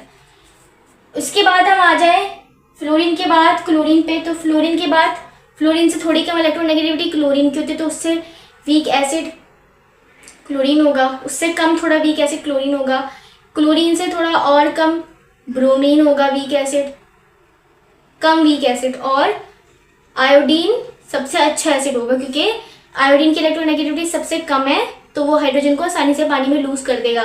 तो ये ऑर्डर ये बता रहा है कि सबसे अच्छा एसिड आयोडिक एसिड है, फिर हाइड्रोब्रोमिक एसिड, फिर हाइड्रोक्लोरिक एसिड और फिर हाइड्रोफ्लोरिक एसिड, क्योंकि आयोडीन की इलेक्ट्रोनेगेटिविटी सबसे कम होती है, तो ये हाइड्रोजन को पानी में जाने के बाद आसानी से लूज कर देगा। ठीक है, उसके बाद उसके बाद लेते हैं हम strength of halogen as oxidizing agent. तो ऑक्सीडाइजिंग एजेंट का मतलब क्या है? वो एटम या वो ग्रुप ऑफ एटम जो खुद रिड्यूस हो और सामने वाले को ऑक्सीडाइज करे। तो strength of halogen as oxidizing agent, तो इसमें सबसे अच्छा जो हेलोजन है, सबसे अच्छा जो ऑक्सीडाइजिंग एजेंट के तौर पे काम करेगा वो फ्लोरीन करेगा। इसका रीज़न क्या है? क्योंकि फ्लोरीन की इलेक्ट्रोनेगेटिविटी सबसे ज़्यादा होती है, तो वो किसी भी एटम से इलेक्ट्रॉन आसानी से छीन लेगा, इलेक्ट्रॉन गेन कर लेगा, तो वो खुद रिडक्शन कर लेगा और सामने वाले एटम में ऑक्सीडेशन करवा देगा। तो फ्लोरीन सबसे अच्छा ऑक्सीडाइजिंग एजेंट है। उसके बाद क्लोरीन है, क्योंकि इससे कम इससे कम इलेक्ट्रोनेगेटिविटी क्लोरीन की होती है, फिर उससे कम ब्रोमीन की होती है और सबसे कम आयोडीन की होती है। आई होप ये बात आपको क्लियर हो गई होगी। फ्लोरीन की इलेक्ट्रोनेगेटिविटी ज़्यादा है, इसलिए वो आसानी से रिडक्शन करवा सकता है, और आयोडीन की सबसे कम है, इसलिए थोड़ी मुश्किल से रिडक्शन करवाएगा। इसलिए ये वीक ऑक्सीडाइजिंग एजेंट है और ये स्ट्रॉन्ग ऑक्सीडाइजिंग एजेंट है। उसकी बात है halogen ion as an reducing agent. Reducing agent का मतलब क्या है कि खुद ऑक्सीडाइज होंगे, सामने वाले को रिड्यूस करेंगे। सही है। अब यहाँ पे हेलोजन आयन का मतलब क्या है कि उनके ऊपर कोई ना कोई चार्ज होगा, क्योंकि हेलोजन के ऊपर पॉजिटिव चार्ज तो कभी नहीं होता, वो इलेक्ट्रॉन कभी देते नहीं है, तो ऑफ कोर्स उनके ऊपर नेगेटिव चार्ज होगा।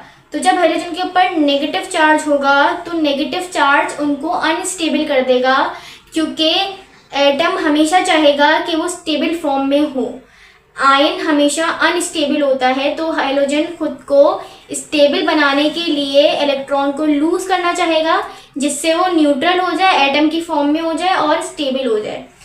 अब यहाँ पे अगर आप लोग ऑर्डर देखो तो सबसे अच्छा रिड्यूसिंग एजेंट आयोडीन का आयन है, फिर ब्रोमीन का आयन है, फिर क्लोरीन का, फिर फ्लोरीन का। इसका रीज़न क्या है? इसका रीज़न है इनकी इलेक्ट्रोनेगेटिविटी। सबसे ज़्यादा इलेक्ट्रोनेगेटिविटी फ्लोरीन की होती है और सबसे कम इलेक्ट्रोनेगेटिविटी आयोडीन की होती है। तो आयोडीन की इलेक्ट्रोनेगेटिविटी कम है, तो ये आसानी से इलेक्ट्रॉन को निकाल देगा और फौरन से ये एटम में कन्वर्ट हो जाएगा, आयोडीन के एटम में कन्वर्ट हो जाएगा।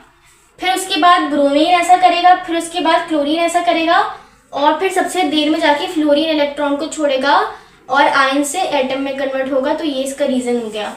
अब कुछ रिएक्शन दिए हुए आप लोगों की बुक में, जो कि सिर्फ ये दिखा रहे हैं कि डिफरेंट इलेक्ट्रॉन हेलोजेंस के अंदर इलेक्ट्रोनेगेटिविटी के डिफरेंस की वजह से ये लोग एक दूसरे को रिप्लेस भी कर सकते हैं। कैसे? देखो, NaBr था, इसका क्लोरीन से रिएक्शन हुआ। अब क्लोरीन ब्रोमीन के मुकाबले में ज़्यादा इलेक्ट्रोनेगेटिव है, इसलिए ये क्लोरीन इस ब्रोमीन को हटा के इस पॉजिटिव आयन के साथ जुड़ जाएगा, ब्रोमीन को हटा देगा। सिमिलरली ये क्लोरीन इस आयोडीन को भी हटा सकता है क्योंकि क्लोरीन की इलेक्ट्रोनेगेटिविटी ये रहा, क्लोरीन की इलेक्ट्रोनेगेटिविटी आयोडीन और ब्रोमीन से ज्यादा है, ये इसको हटा दिया। सिमिलरली ब्रोमीन की इलेक्ट्रोनेगेटिविटी आयोडीन से ज्यादा है, इसलिए ये आयोडीन को हटा देगा और खुद लग जाएगा, क्योंकि ये जो हेलोजेंस होते हैं ना ये खुद नेगेटिव होते हैं, हाईली नेगेटिव होते हैं और इनकी इलेक्ट्रोनेगेटिविटी भी हाईली बहुत ही ज्यादा हाई होती है। तो ये किसी भी एटम को जिनकी इलेक्ट्रोनेगेटिविटी कम है उनको रिप्लेस रखने की भी कैपेबिलिटी रखते हैं। तो यही मैंने आपको यहाँ पे दिखाया हुआ है, हेलोजन हेलोजन को ही रिप्लेस कर सकता है, किसी और एटम को तो दूर की बात है, वो आपस में एक दूसरे को रिप्लेस कर सकते हैं। हालांकि इनमें जरा सा इलेक्ट्रोनेगेटिविटी का डिफरेंस होता है, तो सोचो जिनकी इलेक्ट्रोनेगेटिविटी का डिफरेंस बहुत ही ज्यादा है उनको तो ये फौरन रिप्लेस कर देंगे, ठीक है। और ये बात भी याद रखना कि पूरे पीरियोडिक टेबल में हेलोजेंस की इलेक्ट्रोनेगेटिविटी सबसे ज्यादा होती है एज कम्पेयर टू बाकी जितने भी एटम्स हैं। उसके बाद है chlorine as an auto oxidizing and reducing agent. अच्छा, ये वाली क्वेश्चन हम कहीं पहले भी आई थिंक मैंने चैप्टर कवर करवाया, उसमें भी हम कर चुके हैं, लेकिन यहाँ पे दोबारा से आ गए तो दोबारा से पढ़ लेते हैं। जब क्लोरीन का वाटर से रिएक्शन होता है तो अभी हमने यहाँ पे पढ़ा था, यही वाला रिएक्शन मैंने यहाँ लिखा हुआ है, तो एक क्लोरीन H के साथ जुड़ जाएगा, एक क्लोरीन OH के साथ जुड़ जाएगा। अब अगर आप लोग यहाँ देखो तो यहाँ पे क्लोरीन का ऑक्सीडेशन नंबर है 0, ठीक है, और यहाँ पे देखो तो हाइड्रोजन का +1 है, क्लोरीन का -1 है। यहाँ पे देखो तो OH का माइनस है और क्लोरीन का +1 है।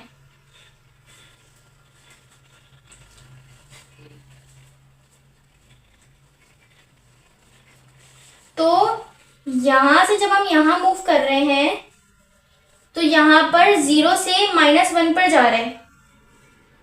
आप लोग निकाल के भी, अच्छा चलो हम निकाल के देख लेते हैं, ऐसे सही नहीं लग रहा, हम इसको निकाल के देख लेते हैं OH और Cl को।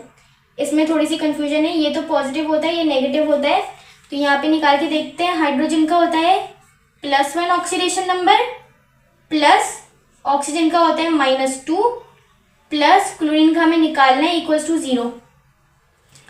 -2 + 1 तो ये हो गया -1 प्लस क्लोरीन =0, तो एक क्लोरीन का ऑक्सीडेशन नंबर क्या आ गया +1, तो यहाँ पे +1 है। अब मुझे एक बात बताओ आप लोग, 0 यहाँ पे ऑक्सीडेशन नंबर था, यहाँ पे -1 हो रहा है, यहाँ पे +1 हो रहा है। याद है मैंने आप लोगों को ऑक्सीडेशन रिडक्शन की डेफिनेशन करवाई है फर्स्ट ईयर के 1 शॉट लेक्चर, अगर आप लोग देखते हुए आ रहे हो तो मैंने उसमें कवर करवाया था। ऑक्सीडेशन नंबर का बढ़ना ऑक्सीडेशन होता है और ऑक्सीडेशन नंबर का कम होना रिडक्शन होता है।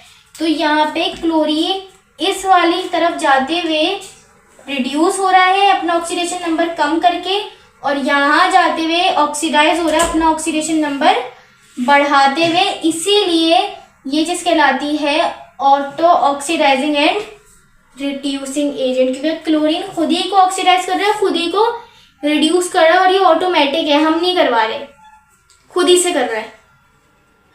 अच्छा, उसके बाद हमारा टॉपिक है केमिस्ट्री ऑफ सल्फ्यूरिक एसिड।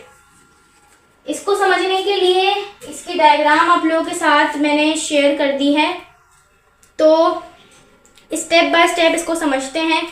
सबसे पहले स्टेप में क्या होता है कि पहले स्टेप में पायराइड बर्नर, पायराइड जो है वो सल्फर का एक ओर होता है, क्योंकि सल्फ्यूरिक एसिड और सल्फ्यूरिक एसिड के अंदर सल्फर तो हमें चाहिए, तो सल्फर जमीन से मिलता है, तो सल्फर का जो ओर होता है उसे पायराइड ओर कहते हैं। सबसे पहले हम पायराइड ओर को पहले जो चैम्बर है उसमें भेजते हैं एयर के साथ, और यहाँ पे क्या होती है, यहाँ पे होती है कंबशन। कंबशन से क्या होता है, यहाँ पे सल्फर डाइऑक्साइड गैस बनती है और साथ में यहाँ पे कुछ इम्प्योरिटीज भी होती हैं। अब सल्फर डाइऑक्साइड को हमें इम्प्योरिटीज से अलग करना है, इसलिए हम उसे नेक्स्ट चैम्बर में भेजते हैं जो कि है डस्ट फिल्टर चैम्बर। वहाँ पे क्या होता है, डस्ट वस्ट रिमूव होती है, फिल्टर किया जाता है सल्फर डाइऑक्साइड को, फिर उसके बाद मजीद उसको प्योरीफाई करने के लिए वॉशिंग टावर में भेजा जाता है, वहाँ पे वाटर से वॉश किया जाता है।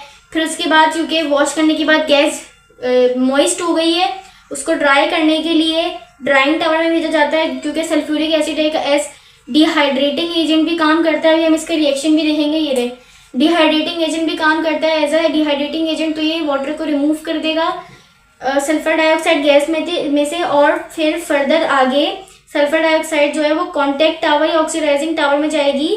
वहाँ पे दोबारा से सल्फर डाइऑक्साइड गैस की होगी ऑक्सीडेशन और ये सल्फर ट्राइऑक्साइड गैस में कन्वर्ट होगी। उसके बाद एब्जॉर्प्शन टावर के अंदर सल्फर ट्राइऑक्साइड का रिएक्शन हम सल्फ्यूरिक एसिड से करवाएंगे, ऊपर से स्प्रे करवाएंगे सल्फ्यूरिक एसिड को, तो sulphur trioxide gas sulphuric acid के साथ मिलके फ्यूमिंग सल्फ्यूरिक एसिड बना लेगी। अब इस फ्यूमिंग सल्फ्यूरिक एसिड को हम भेजेंगे आगे नेक्स्ट टावर के अंदर।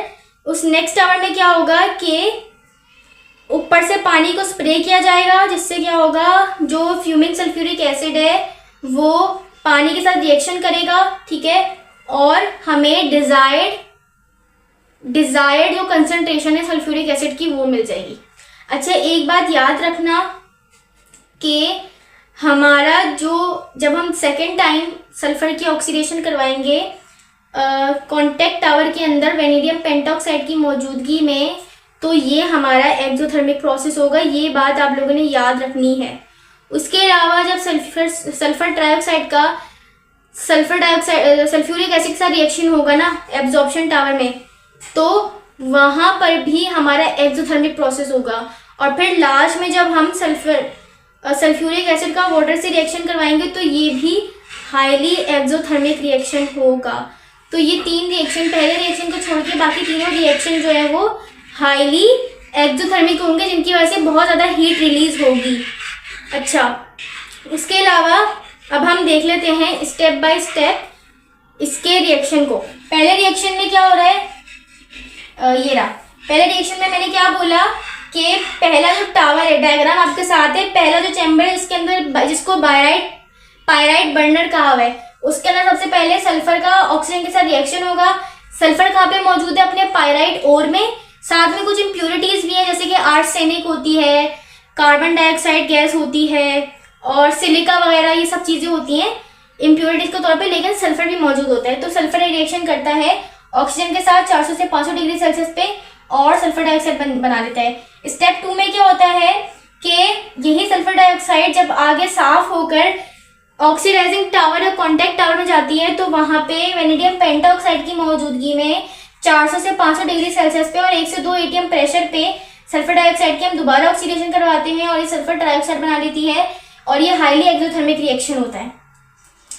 स्टेप 3 में क्या करवाते हैं, ये एब्जॉर्प्शन टावर में जाता है, कॉन्टैक्ट टावर के बिल्कुल बराबर में एब्जॉर्प्शन टावर है, वहां पे जाता है सल्फर डाइऑक्साइड से सल्फर ट्राइऑक्साइड का रिएक्शन होता है और ये बना लेता है फ्यूमिंग सल्फ्यूरिक एसिड।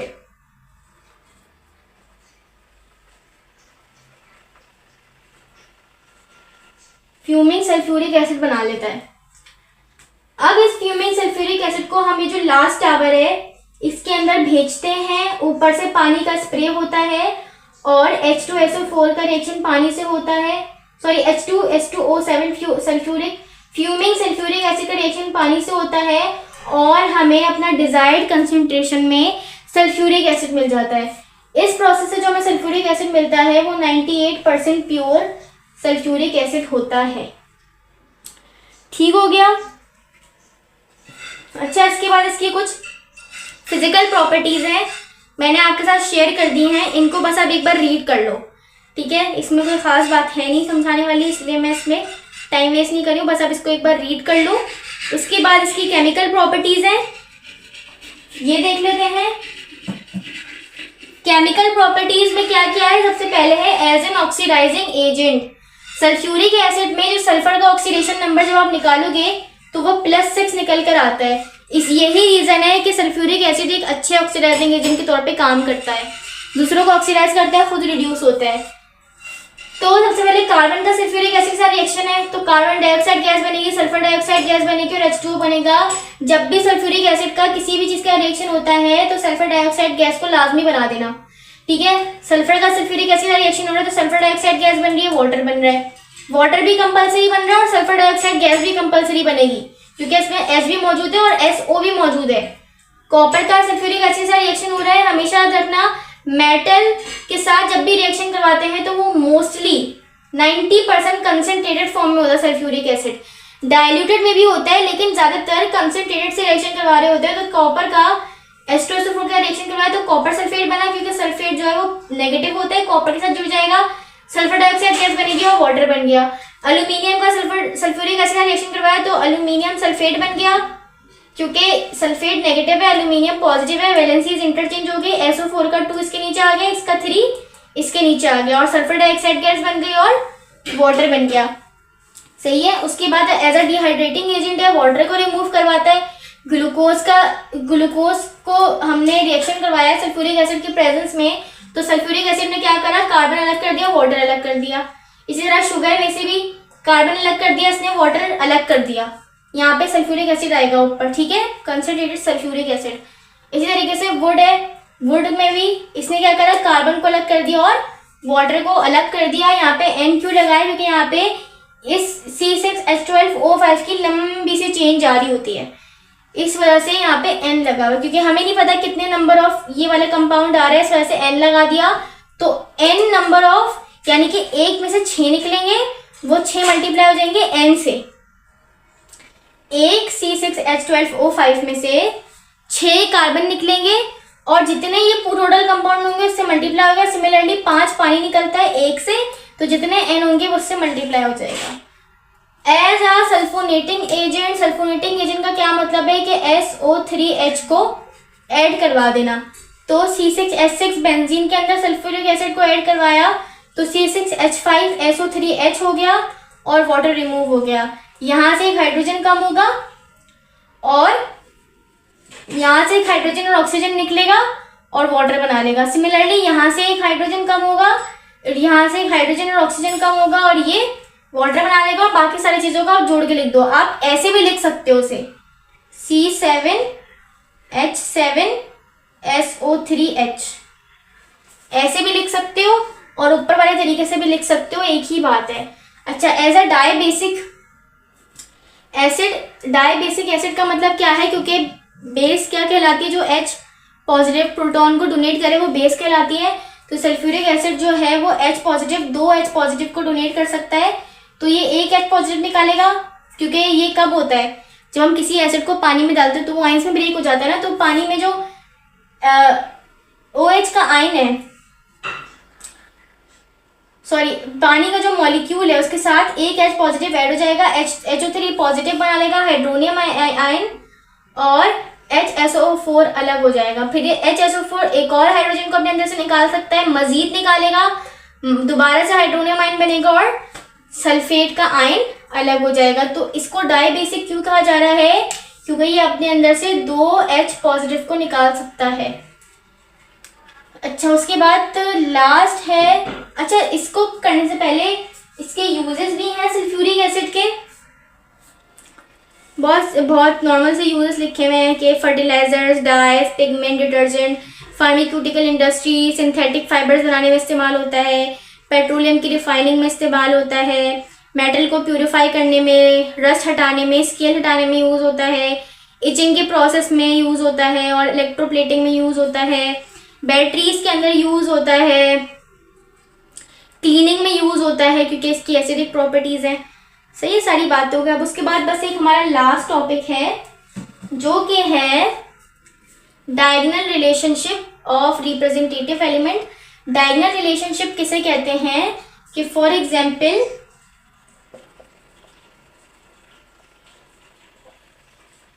ये ग्रुप 1A के एलिमेंट्स हैं और ग्रुप 2A के भी लिख देती हूँ।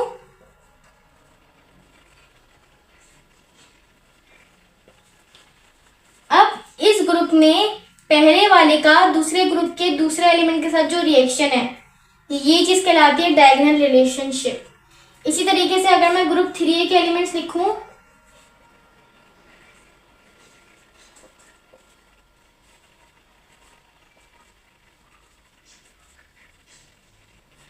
अब देखो ये एलिमेंट मैंने 3A के लिखे हैं, तो इसका इसके साथ जो है या इसका इसके साथ जो है रिलेशन वो कहलाता है डायगोनल रिलेशन। तो लिथियम और मैग्नीशियम का है डायगोनल रिलेशन, तो इसको देखते हैं। डायगोनल रिलेशन का मतलब क्या है कि दोनों अलग अलग ग्रुप के हैं लेकिन इनकी डायगोनल रिलेशन का मतलब ये है कि इनकी प्रॉपर्टीज कुछ ना कुछ सिमिलर हो रही होंगी किसी ना किसी पॉइंट पे। जैसे कि लिथियम और मैग्नीशियम का both have similar atomic radius, इनका एटॉमिक रेडियस ऑलमोस्ट सेम होता है, इनकी इलेक्ट्रोनेगेटिविटी ऑलमोस्ट सेम होती है। ये दोनों अपने बाकी ग्रुप के मेंबर्स के मुकाबले में थोड़े हल्के होते हैं, और दोनों लिथियम और मैग्नीशियम पानी के अंदर लेस सोल्यूबल होते हैं। ठीक है, इनके जो ऑक्साइड है जैसे कि Li2O लिथियम ऑक्साइड जो है ये पानी के अंदर लेस सोल्यूबल होगा। सिमिलरली मैग्नीशियम का जो ऑक्साइड है MgO2 इसका जो ऑक्साइड है ये पानी के अंदर लेस सोल्यूबल होगा। ठीक है, ये इनकी बात हो गई। अब बेरिलियम और एल्यूमिनियम का क्या है कि इनकी इलेक्ट्रोनेगेटिविटी ऑलमोस्ट सेम होती है। ठीक है, both show passivity with concentrated nitric acid, दोनों पैसिविटी शो करते हैं नाइट्रिक एसिड के साथ। और नाइट्रिक एसिड कौन सा? Concentrated nitric acid. उसके अलावा बेरिलियम क्लोराइड और एल्यूमिनियम क्लोराइड दोनों लेविस एसिड की तरह बिहेव करते हैं। यानी कि लेविस एसिड क्या कहता था, मतलब लेविस एसिड क्या होता था? जो इलेक्ट्रॉन पेयर को डोनेट करते हैं। तो ये दोनों इलेक्ट्रॉन पेयर को डोनेट करने की सलाहियत रखते हैं। ठीक है, उसके बाद बोरॉन और सिलिकॉन है। बोरॉन और सिलिकॉन दोनों की इलेक्ट्रोनेगेटिविटी अगेन यहाँ पे सिमिलर होती हैं, इनकी डेंसिटी भी ऑलमोस्ट सिमिलर होती है, और ये दोनों मेटलॉइड हैं तो ये कभी भी कैटायंस नहीं बनाते। यानी कि आप कभी ये नहीं देखोगे कि बी पॉजिटिव हो या Si पॉजिटिव हो, क्योंकि ये मेटलॉइड्स हैं। मेटलॉइड्स हो या फिर नॉन मेटल्स हो वो कभी भी कैटाइन नहीं बनाते, सिर्फ मेटल्स हैं जो हमेशा कैटाइन बनाते हैं। ठीक है, तो इसी के साथ हमारा ये पार्ट 2 भी ख़त्म हो गया और हमारे चैप्टर भी कंप्लीट हो गया। आई होप आप लोगों को ये पूरा चैप्टर क्लियर हो गया होगा, और आई होप अब आप लोगों को कोई भी चीज़ ऐसी नहीं है जो समझ नहीं आई होगी इन टर्म्स ऑफ राइटिंग भी। ठीक है, तो इसी के साथ हम अपने चैप्टर को एंड करते हैं। इंशाल्लाह आपसे मुलाकात होगी नेक्स्ट लेक्चर में चैप्टर 2 के साथ। तब तक के लिए अल्लाह हाफिज़।